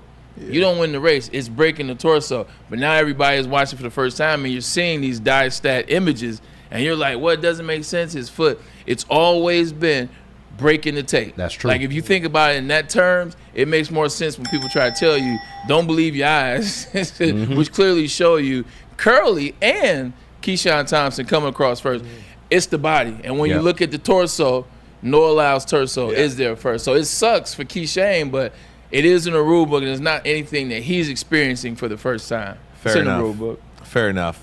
Yeah. Well, all right. Oh, I was going to say, please. We, if you don't mind me adding real quick, please. We've seen this before in April. Yeah. In the Kentucky Derby, I mean, the exact same thing. That's a good one. I mean, when you win, whether it's by a nose hair or by a nose hair, and that's what, won by a nose hair. Mystic Dan. So, Mystic Dan. yeah. So Different, but- Maz is so proud. Shout out to Maz. Shout out to Maz. I can't look. Come back and do your I job. can't look at the ponies and not think about Maz. Yeah. That was me saying hi to Maz. Yeah, right. Do Hey, your job, man. quick question. Tell Sammy I said what's going on. Quick question we brought up on Big D today. Do you think Maz is wearing Lions gear, Giants gear? Do you think he's rooting for the Giants or the Lions tonight? I think when he goes back, No, Lions. only Lions. Only Lions? Yeah, Like Lions. right now, You think like so? Maz has never been able to wear Lions gear in Jersey in his 34 years of living here. He's wearing Lions gear. Yeah, no, he's rooting for the Lions. Yeah. The chat poll said he was rooting for the I wonder Giants. if he's going to the game. Is he going to the game? He might be. Oh, he might be. He might be. It's in the Probably. Meadowlands, yeah. Give him a phone call. Hold You on. know he's got the Hold on. Let's he get him got on the the racetrack. air line. thing. Hold on, wait. Call Let's him see. live. Yeah, just throw it on Ken, your speaker. phone's working? Yeah, they are, but he can just throw it on speaker on the mic. Oh, yeah, I yeah. did, but I don't know if it's. Wait, that you hear computer turning on? Yeah, now it is. Yeah. All right. It got There we fixed go. today. Let's see. I don't know. Maz, pick up the phone. This is like the Drew Lane show. I hear it ringing. Can you hear that? Yeah. Maz, pick it up. Hey, you reached out, man. Maz sent us the voicemail. He big timed us. Yeah. Hold on. He let's said see. leave him alone Hey, in the group chat. Tom. He big Hi, Tom. What's up, It's your Tom? buddy Ryan, Braylon, everybody. We're calling you live. Just hey, you big because timed this. we just want to see if you're going to the game tonight. Yeah. Are you going to the Meadowlands tonight? And who are you rooting for? East Rutherford, New Jersey. What are you and wearing? we think you're rooting for the Lions tonight. If you could confirm that with a text and let me know if you are going to the game, that would be swell. Thanks. Bye. If Maz is rooting for the Giants, he's a fake fan. He's not rooting for the Giants. I know. I agree. The chat thought different. You. I'm just saying if he is. I guarantee he's a You know, Lions you go fan. home, you get around your uncles, you get around your aunts and your cousins, and you're like, you know what? Yeah, you know that New York energy starts to come back. Go Giants! Yeah. I can see it. I can see it. You don't get beat up. So, well, I was in New York. It was the old Yankee Stadium, and it's when Gary Sheffield played for the Tigers. And I went to, I was walking in Soho, and I had a Tigers hat on, and it looked like an episode of The Sopranos. Like there were about 3 Italian guys literally sitting at a round table outside a store. Hey, yo. Like outside a store. Yo. Yeah. And they, hey, you. Oh, God. And I was like, oh, geez.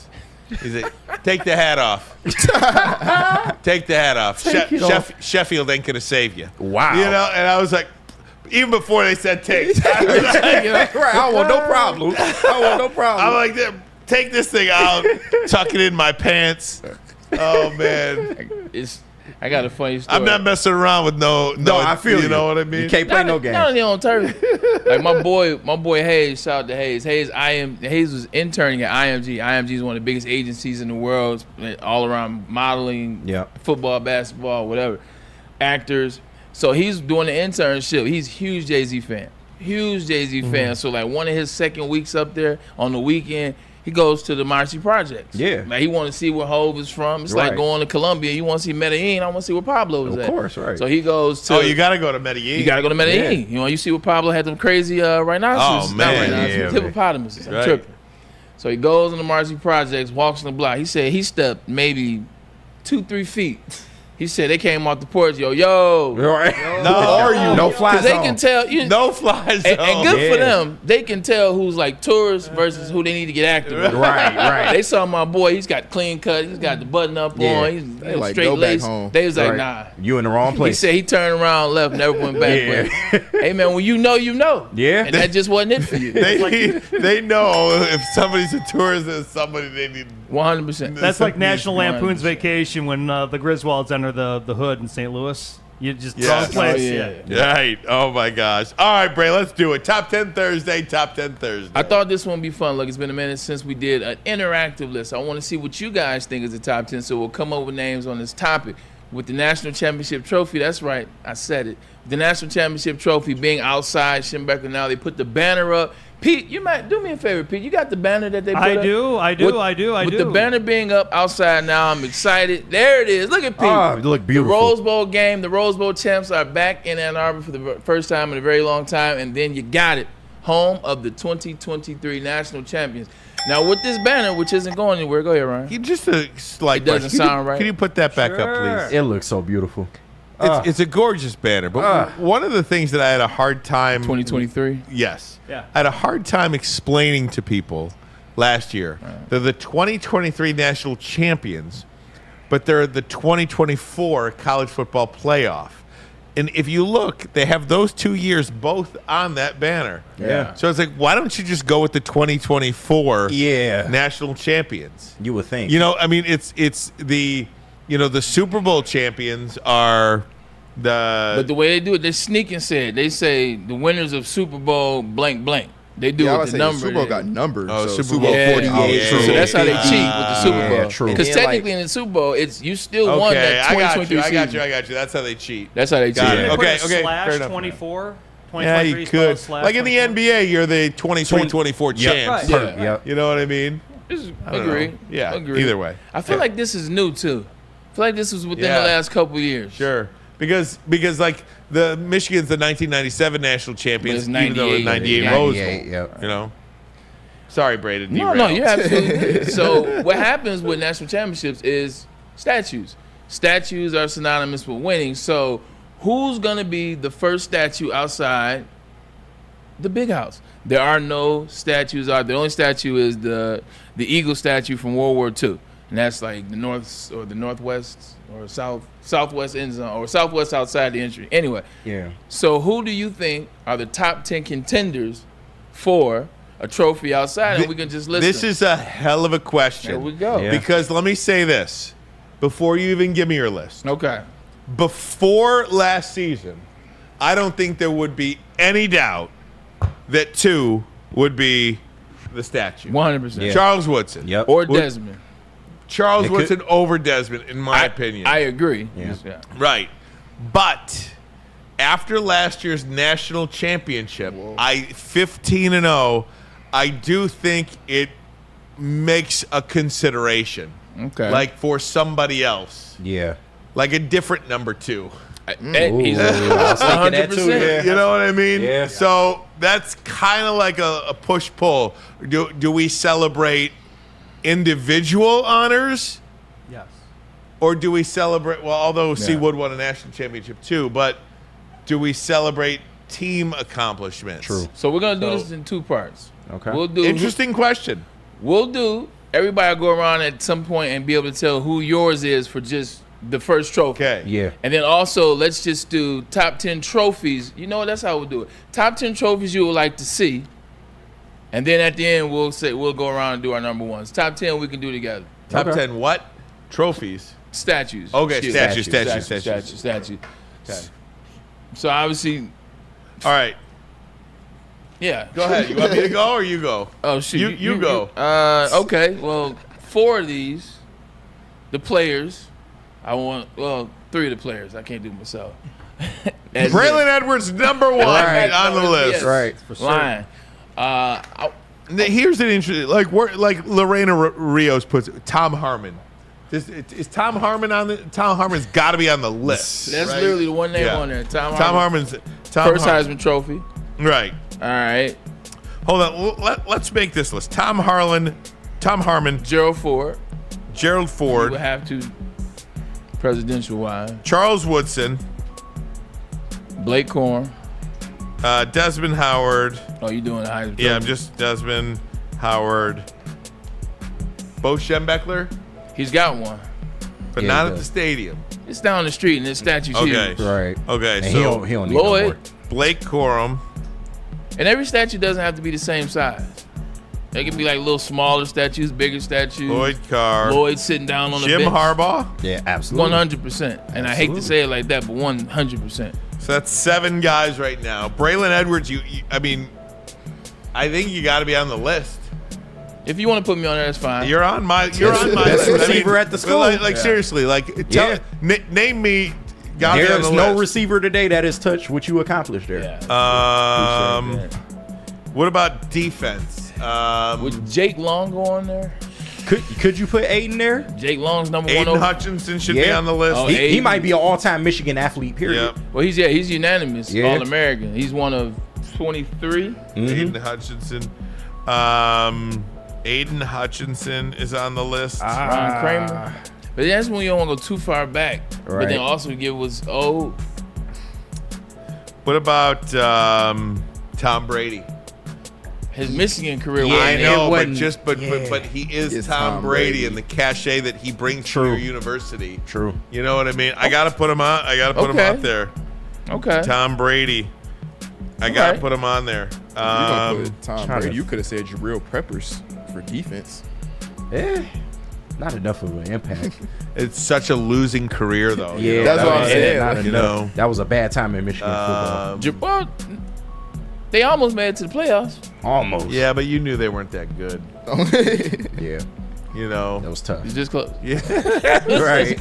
But this is interesting, though. This is a good Lamar, Brandon Graham. Who? Lamar Woodley? Woodley. Yeah. BG. Yeah. Yeah. I mean, Because then you get to the point how many stats you use. Like, I think it's. You Then would. that's when you get to the point where you look at Mike how Oklahoma I does was it. just about to say, would you put Mike Hart on there? This is when you get he's to the on point our of initial Oklahoma. list. Mm-hmm. Oklahoma only does Heisman Trophy winners. Yeah.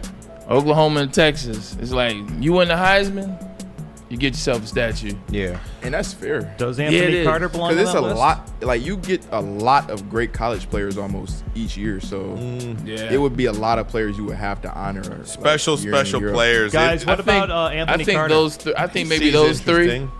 Maybe those three, and maybe then one for Tom. Woodson, Howard, and who? Blake. Blake. Yeah, I mean, it's a tough list, man. Yeah. Yeah. I just think that national championship takes Blake over the edge. I agree. It does. Like, yeah. I can name players that are better than Blake in my estimation, Yeah. but when you add the 3 years, the 3 consistent Ohio Right. State wins, the national championship, Almost a on Heisman top of it, when finalist. he came back, Because- it's like, Look, everybody knows how I feel about J.J. McCarthy, and we all feel about J.J. McCarthy, but there's no doubt I He think can't that make the Blake list. Corum was the face of catalyst. the team if Absolutely. you had to. Yeah, the most consistent during that run. If you had to pick one player that was the face of that team, Yeah. I think you'd be kidding yourself if you didn't say Blake Corum, this is true. right? Also, the moment he had in like that Alabama game too to set him up for the what you call Passed it. not even a pass, that run Oh, you're that talking got about him Blake, into yeah. what you call that was racing like Yeah. to the end zone. Yeah, like he had just moments that like showed like where he was like, all right, this is my team. I'm gonna be the one He's to make the had plays. for him. like, that's how you remember players is the moments. Yeah. And when you look and think about it, outside of those, like those two, he's got the moments you remember. Hell, I'm taking myself off that list. I ain't win a national championship. I don't have Yeah. moments against Alabama. I don't have a win in the Rose Bowl. so You made my initial list. You have been crossed off. You weren't supposed to tell me that. I was trying to be quietly. Now I'm about to be a butthole. You have. You crossed your boy off? Just do it quietly. Yeah, I thought we was I tight. have not crossed you off. Nah, I'm messing. But yeah, you look at that. Blake Corum has the moments. He's got Ohio State moments. 3 years ago, he's got Big Ten championship game moments. Like, he's got. Here's the face of your moments. team. Here's the face of your team. Okay, you're not gonna like, I like this, this, Braylon, but here's a question. I like this. I like that picture up. That's the face of your team. Yeah. Yeah. Here's the question that I have for you, Bray. Okay. And every Michigan fan out there. And I don't think Braylon Edwards is going to love this question, but I am going to ask it anyway. Has the number 2 surpassed the number 1 at Michigan? Without a doubt. Without a doubt. I think when you look at it just has. Like now. Because even now, Will Johnson has 2. Which is you know what I mean? Which is another one of those ones. Which is another one of those ones. In the sense of what number 1 represents, I think number 1 will always represent that. But I think 2 is now the favorite number in Ann Arbor. C. Wood alone, and then they brought him back. Like, he's been around Ann Arbor since they've been winning. So you remember what he was in '97, but you've also seen his face currently. Then Blake Corum. Blake Corum has been talked about nasty for the last 3 years. Will Johnson is the best player on NCAA. And I think 2 has had a better sustainability. Like, when you think 1, it's like, after me, it's like you got to go back to Dave Terrell and then AC. Right. So I feel like you were the last great one. He was. I was about to say I There's can't even think of no Michigan wide receiver has done what you've done recently. No, none of them. Or any Michigan player, to be honest with you, because they started giving it around. And then, you know, I mean. Ambry Thomas. Yeah. I mean, then they just started handing it out like freaking Skittles. That's true, yeah. You know? Sports Hall of Fame or something. Well, yeah, but I mean, if you think about it, I mean, you are the last great one. Yeah. You know? That's why they got to get another guy. Like, I'm tired of that. Like, it's been fun. You need to get somebody to bring the number back. That's what I'm saying. I want, like, Roman, and I knew it. I thought Roman was cool, Roman was good, but they need one. He's not an all-timer. They needed a dog. He's not an all-timer. Like real. Blake's an all-timer. Woodson's an all-timer. I think Will Johnson is an all-timer. 100%. You know what I mean? He's going to be a top 5 pick in the draft. Yeah. He'll be a 3-time, he could be a 3-time All-American. Yeah, I mean. That list is very short. Yeah, pretty incredible stuff. Guys, we're going to take a break. We'll go around the NFL. Who gets the statue? I think it's got to be Woodson. Who gets the statue, Casey? I said it's Harbaugh. Though. It's got to be Woodson. I said it's Harbaugh. Harbaugh's a good one, too. Probably Jim Harbaugh. Pete? It's got to be Jim Harbaugh. Damn. Almost Still unanimous. Well, player and coach. Yeah, that's what I said. Interesting. If we do player 2, then give Woodson a statue as well. You know what? Yeah, Because Desmond got the Heisman poll. You know, like, that's cool. Charles Woodson deserves a statue at Michigan, to me. Put him out. Put them in the works. Jim Harbaugh, Desmond, and Charles. Those are our first 3. I changed my vote. Want to discuss, go around the NFL. I want to discuss the Brandon Ayuk situation in San Francisco. Will this tear apart the 49ers? We'll do that next. But first, a message from Wake Up Woodward. And the best morning show in the city. Yeah, find a better one. I don't think y'all can, man. It's Wake Up Woodward every day, Monday through Friday, 8 to 10 a.m. live on Woodward Sports. Join Kool-Aid, Flannel Sam, Broder, JB, and myself every morning as we cover all of Detroit sports talk, banter, and live fan interaction, all on Detroit's #1 sports network. I said #1, Woodward Sports. And merch. All right. Well, come on now. Y'all know the season is approaching, man, so it's time for y'all to get some new merch, man. That Boodum Kids shirt is appropriate for the September 8th game against the LA Rams, man. Never forget what Stafford said about the team. But anytime you need hoodies, hats, tees, or anything guaranteed to turn heads, get the latest designs today at woodwardsports.com and click that shop tab. The countdown to kickoff is here. Your Detroit Lions are ready for another season of grit. Woodward Sports is your #1 destination for all breaking news and Lions coverage. We are Detroit's #1 sports network. We are Woodward Sports. Stop searching for a vehicle and start finding one. Les Stanford Chevrolet Cadillac makes it easy. We harness the power of multiple dealerships and own the biggest selection of GM brands in the area to get you the car you need. With the Les Stanford Group, you'll have access to 4 different dealerships, providing you with more makes, more models, and more choices. We're connected to more than 1,000 vehicles. And with so many high-quality CPO vehicles available, you'll find new car quality at pre-owned prices. You can start and end your search at lesstanford.com today. A network for the city, by the city. Woodward Sports is Detroit sports. The Ally Challenge presented by McLaren is back August 22nd through 25th at Warwick Hills and Grand Blanc. Be there for PGA Tour Champions Golf, Family Night, concerts, and more. Tickets start at just $15. Get yours at allychallenge.com today.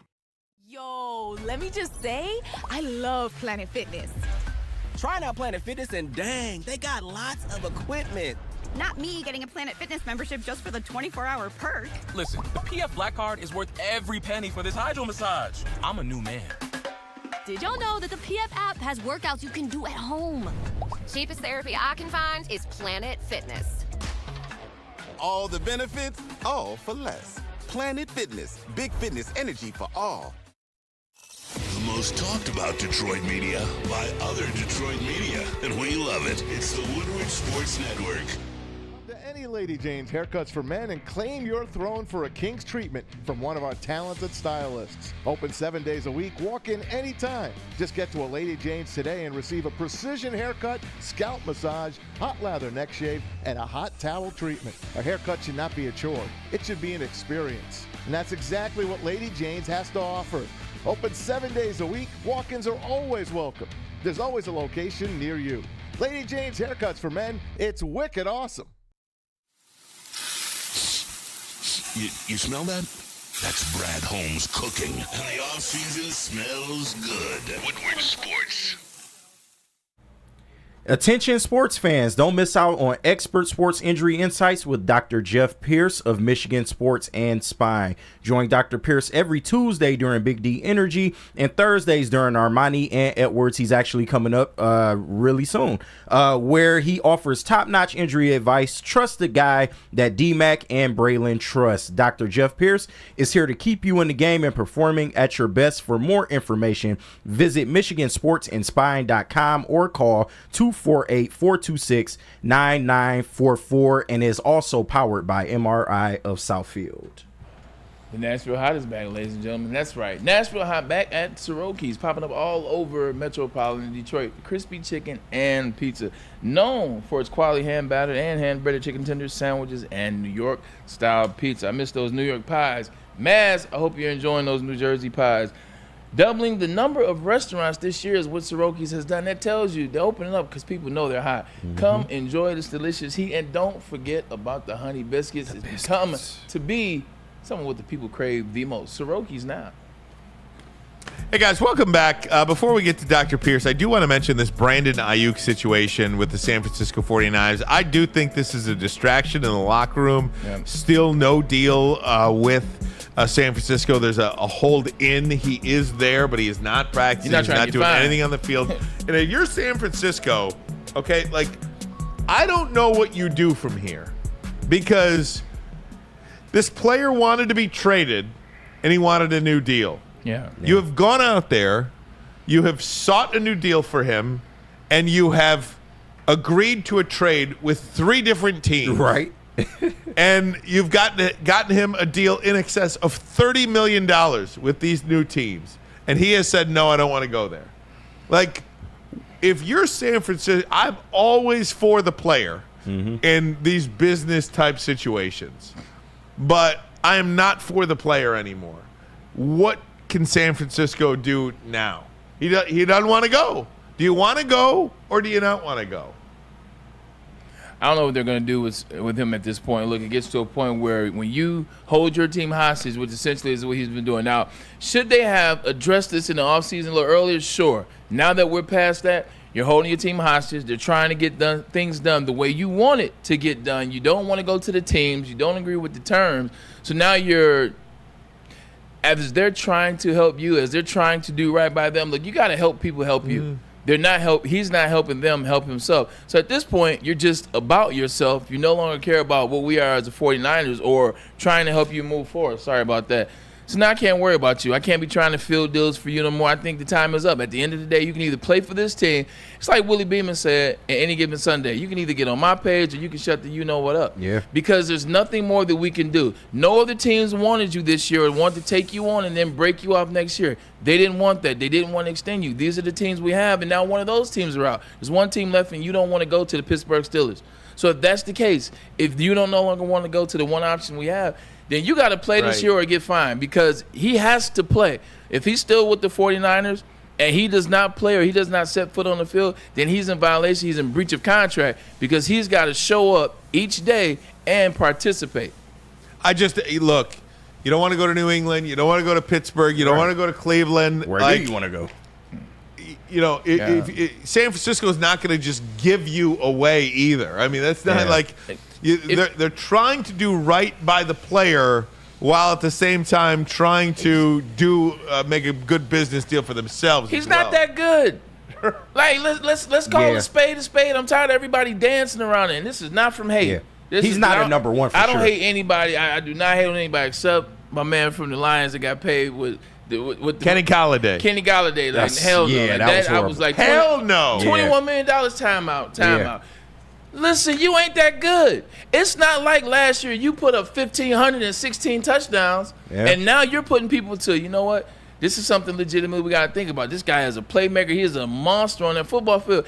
You had 7 touchdowns and what, 1,100 yards? Or, excuse me, 1,300. Right. 1,307 touchdowns? And really only made an impact when Debo went down. You had 1,307 touchdowns, but oh, by the way, Christian McCaffrey, George Kittle, Debo Samuel are all on your team as well, and your quarterback ain't half bad, and your offensive coordinator is the best offensive coordinator in football. You're not worth this money. If you really think you're that good, sit yourself down, play on one of the best teams in the NFL, try to go out there and do your thing while also helping the team win, then next year we can revisit this and you might be in a better situation. But the problem is we let these individuals do what they want, scrub their social, and we repay them for it. Yeah. You ain't that good. Yeah. If you believe in yourself, go make it happen. Problem is you don't believe in yourself. That's why you want to get paid now, because you don't want people to see you for who you really are. Mm-hmm. That's why we're in this situation. Mic drop. For real. Mic drop, mic drop, mic drop. With that, we'll take a break. Dr. Pierce next. He ain't that good. Yeah. Ain't that good. What do we got here? We got boys and girls. There you go, Braylon. Right. As I calm down, join the best youth sports league in metropolitan Detroit. That's the Boys and Girls Club of Southeast Michigan's 3C Sports League. They offer ages 5 to 14. They're putting the youth back in youth sports. Exciting times to play. Detroit, Belleville, Highland Park, and East Point. Everybody is included, it seems. All coaches and trainers are certified. They undergo background checks because we understand these are your kids, so we want to make sure they're safe. Make sure you feel safe with us at 3C Sports, and that's what you will. $175 will get you a chance for your child and your daughter to cheer and play at Ford Field. That's where the magic happens. The Detroit Lions are kings in the north. You can be too. Come on down. Register today at bgcsm.org. The countdown to kickoff is here. Your Detroit Lions are ready for another season of grit. Woodward Sports is your #1 destination for all breaking news and Lions coverage. We are Detroit's #1 sports network. We are Woodward Sports. Braylon Edwards here, Premier Pet Supply. Man, just looking around. Who's got it better than pets?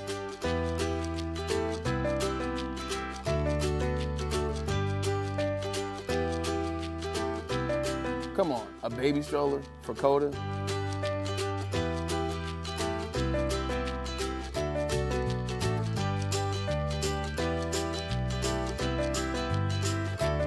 A chef for Lola? Really?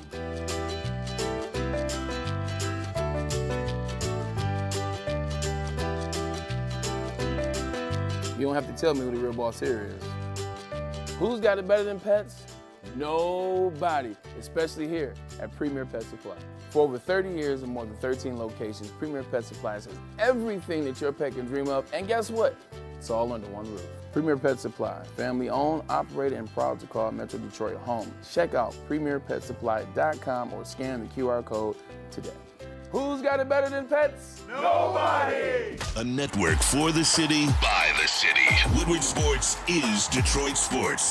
The Ally Challenge presented by McLaren is back August 22nd through 25th at Warwick Hills and Grand Blanc. Be there for PGA Tour Champions Golf, Family Night, concerts, and more. Tickets start at just $15. Get yours at allychallenge.com today. To any Lady Jane's haircuts for men and claim your throne for a king's treatment from one of our talented stylists. Open 7 days a week. Walk in anytime. Just get to a Lady Jane's today and receive a precision haircut, scalp massage, hot lather neck shave, and a hot towel treatment. A haircut should not be a chore. It should be an experience. And that's exactly what Lady Jane's has to offer.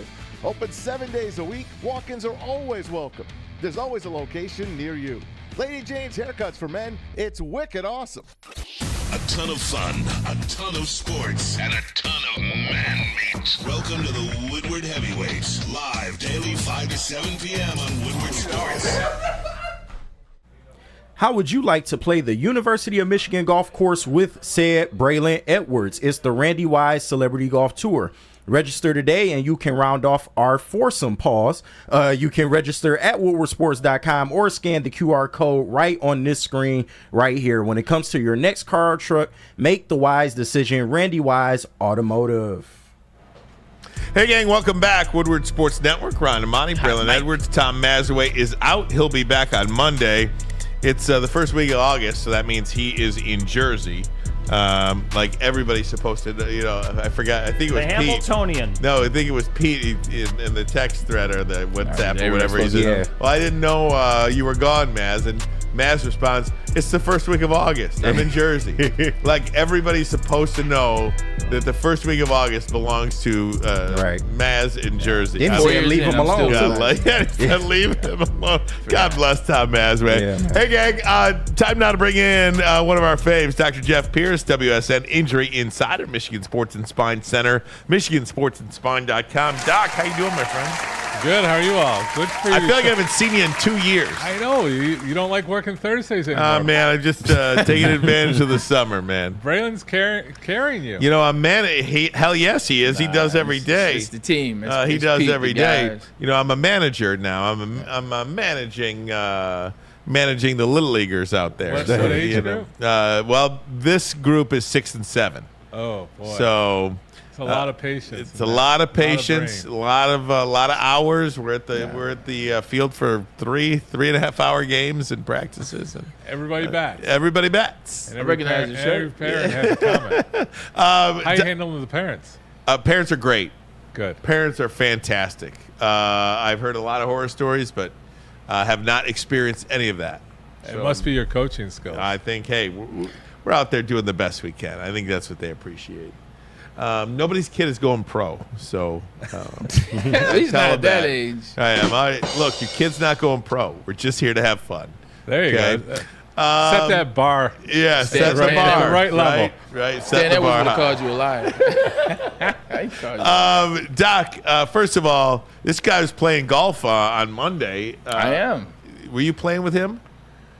We were. I needed someone here to defend me because I did pretty well for my standard of golf. Again, setting the bar low, I was exceeding it up until he was heckling me in my backswing. I wasn't talking to your backswing. No, I would talk a little bit, and I would be. You turned around, and one time I was literally hiding on the other side of the golf cart, and you'd shank one. It wasn't my fault. But I don't have that pressure game anymore. Okay. I need to tune it back up. I've invited him out to play again with my daughter who carried the team. We actually did really well. No, she did really well. Her back should be hurting right now. Between her and your son, they were out there. And shout out. Carrying you. They did. But this is what you're supposed to do when you're supposed to let the kids carry you when you get to this age. That's what they do. They actually. They play good though. They're like, I'll get the ball for you. I felt like I was really old. Oh, like man. I love that they were kind of taking care of me, but it was all for show because when we're golfing, just the three of us, they leave all my stuff laying out. Oh my gosh, but they were picking up my clubs and everything, looking good. You got to be appreciative though. But see, they understand when people are watching. They're going to be nice. They're going to make you look good. See, that's all you really want. Now, what happens at home is at home. They make you look good, though, right? Yeah, I mean, but to switch it up, I mean, to talk about the outing and the purpose, and I'm on my horse of excitement because we are doing good things. The whole thing with Vladdy there, the whole thing with our wheelchair athletes. I started this thing 27 years ago, and it was more about, I was with the Red Wings, I was with the Piss, I was with all the guys, and I was more about worrying about them coming out. And Darren or somebody or Drapes said, we're expanding, make it about we were winning Olympic gold medals and things like that. We made it more about the impaired athletes. And that was what was great. We had our wheelchair basketball team, we had the sled team, and Vladdy was there. I know you've seen the press on Vladdy playing sled hockey, coming back out. Vladdy was there, Braylon was there. But there's a lot of, it's really how you measure people's souls at this kind of thing. The people that are listening, the people that are engaged. And I'm really big on the horse right now, and I won't do this to us, but I'm really looking at accountability, that accountability of people right now, and the inspiration, where is it coming from? And if these people can't inspire you to realize your life isn't so terrible, people with missing legs, spinal cord injuries, all that, the fight they have to go through, the parents that take care of them, and we have the kids, and I'm getting on my soapbox. No, but it's great. It's really, great cause. Our young community and our people are so entitled, including me sometimes, and it really levels you at a place where it's being forgotten. No doubt. It's like, I heard somebody complain about their spray tan coming out wrong, and things like that. It's like, where are you really? And the people that were passionate, and the people that stay, and the people that are involved for 28 years of us raising money and giving money away. We're bringing on a whole new board, that whole younger energy that's coming out. We're excited about our events coming up. We'll have a Top Golf event. We'll have a shout out to the big pickleball place because Dr. Pickleball's in the house, going on for summer of 2025. So we want to do good things and help these people out. And Vladdy, we're talking about doing a Uno I can get into it, but he played Uno cards, and from a cognitive, from a medical, it's just so rewarding. It wasn't just him about winning at Uno, but it was the skill and the brain recovery and things like that. So we'll do a whole show on brain recovery and Vladdy playing Uno. Yeah, what do you think of? By the way, just you talk about spinal cord injuries and all that stuff. What do you think about the Neuralink in the brain, the Musk? Elon Musk that he's testing out. I think there's more people that are doing that test. There are more people. I said on the show on Tuesday, we understand a very small amount of the brain. Not to get too scientific and technical because I don't know if the audience likes that. I saw a story on Monday, I think it was, about like a brain mapping type of thing. Next level of testing on this brain mapping, Right, so there's brain mapping. They're starting to think of an MRI brain mapping as almost like an EKG now.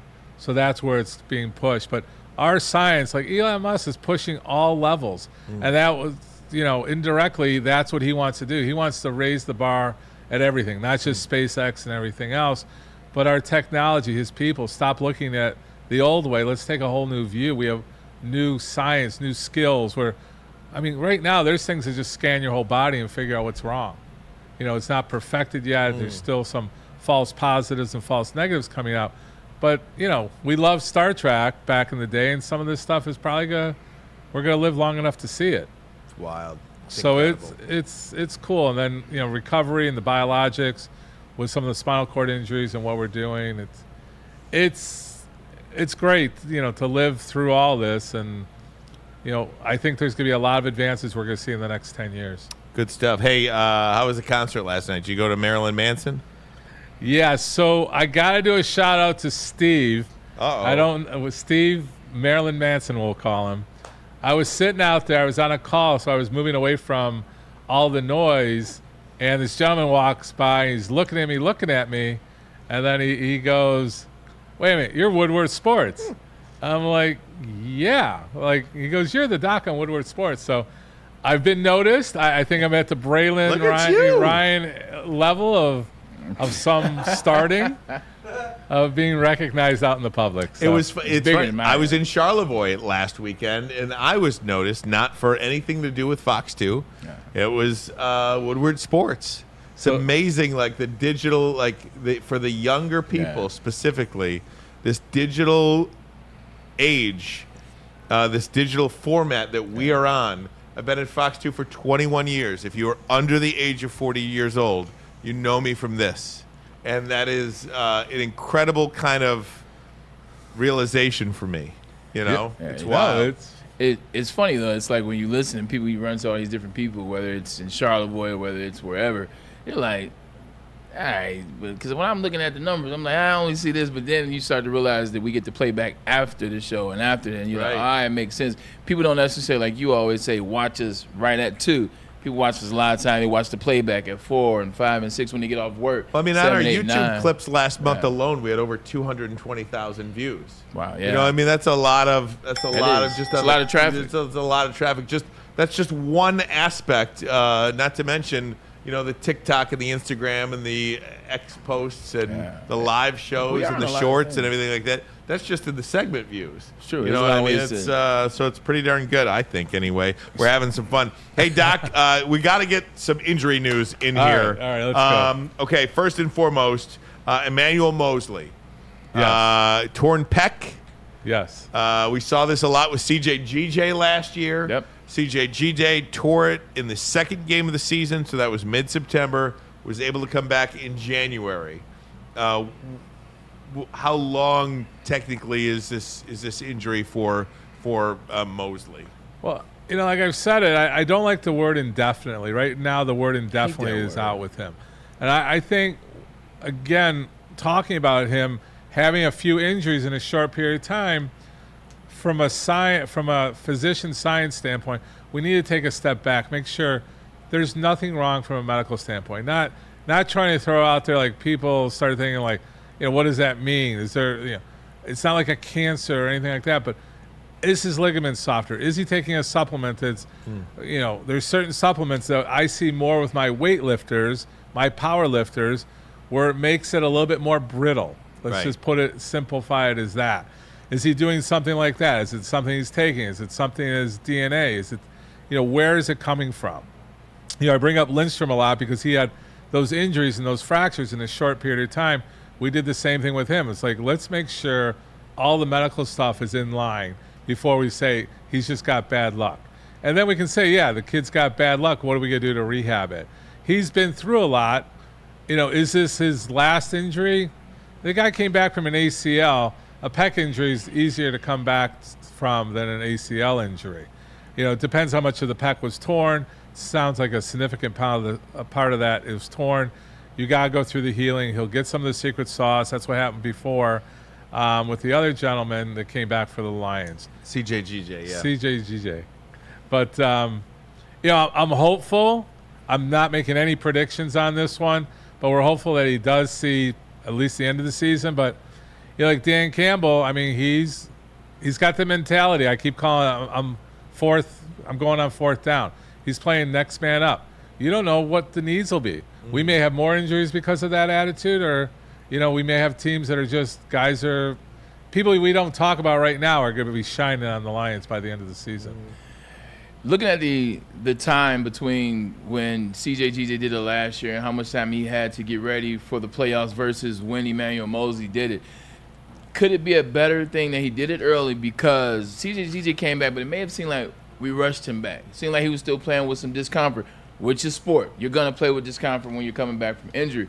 But by them being deep at that position now, defensive back, and he did it a little earlier, could he legitimately be healed by the time we may need him if he's able to come back? A little different situation than CJGJ.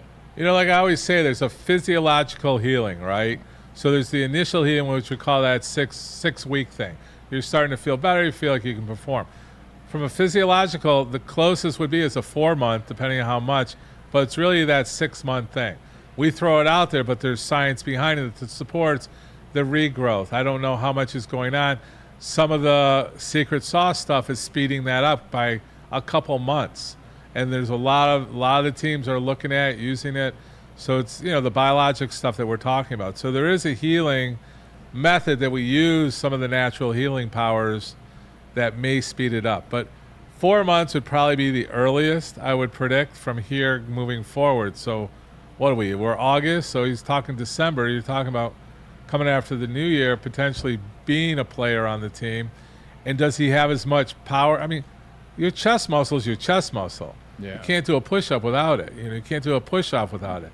You can run all day, but you can't be powerful, Football's that contact sport, if I remember correctly.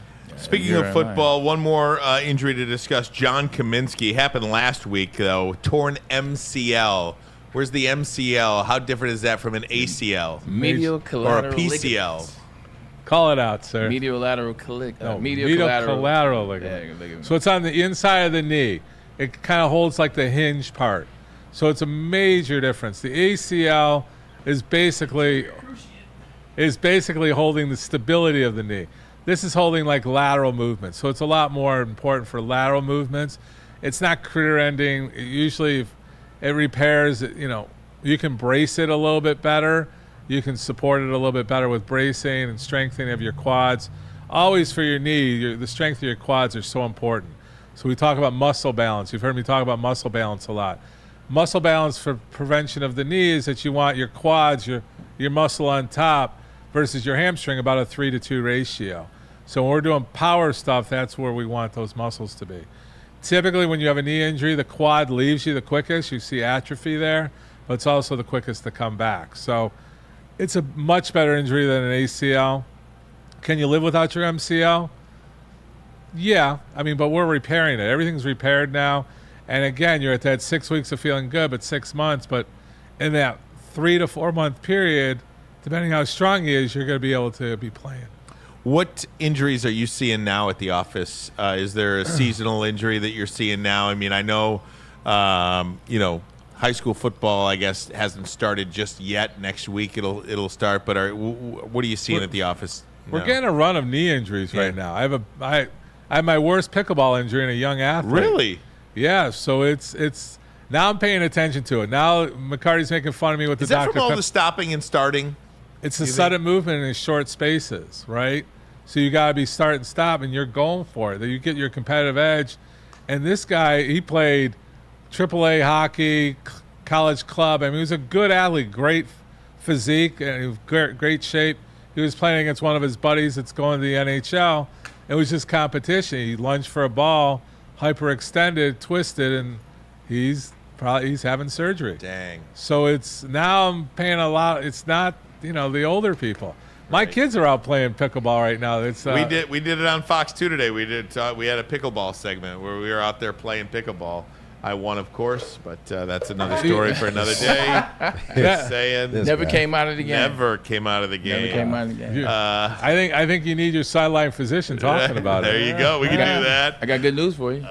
It's 3:55. There you go. Wait, what? Check out Dr. Pierce, WSN Injury Insider, the Michigan Sports and Spine Center, MichiganSportsAndSpine.com. Dr. Pierce, we'll see you next week. Break, get us out of here. Appreciate you for tuning in to the show. As always, Ermanni Edwards with Maz. We do this because you guys. Where are you, Maz? Who are you rooting for tonight? You know who Maz is rooting for. Hey, you know what? We're here. We're finally back. That game's in the past. That season's in the past. Tonight starts anew. What we got tonight, Dr. Pierce? Lions? You got Lions minus the 3.5? I'll take the Lions minus 3 all day. If you're betting preseason, man, we got to talk. Yeah. People are betting on Olympic basketball. Not you. No. The Lions, they're out to prove something every second of the game. Dan Campbell has them tuned up for it. Let's go. Giants stink. You got players over here talking about something. You know what? I'm scared of this guy. Go Lions. Lions, we'll see you guys baby. tomorrow. Pete, appreciate you. KG Good job, Pete, as well. KG. And we'll see you guys tomorrow.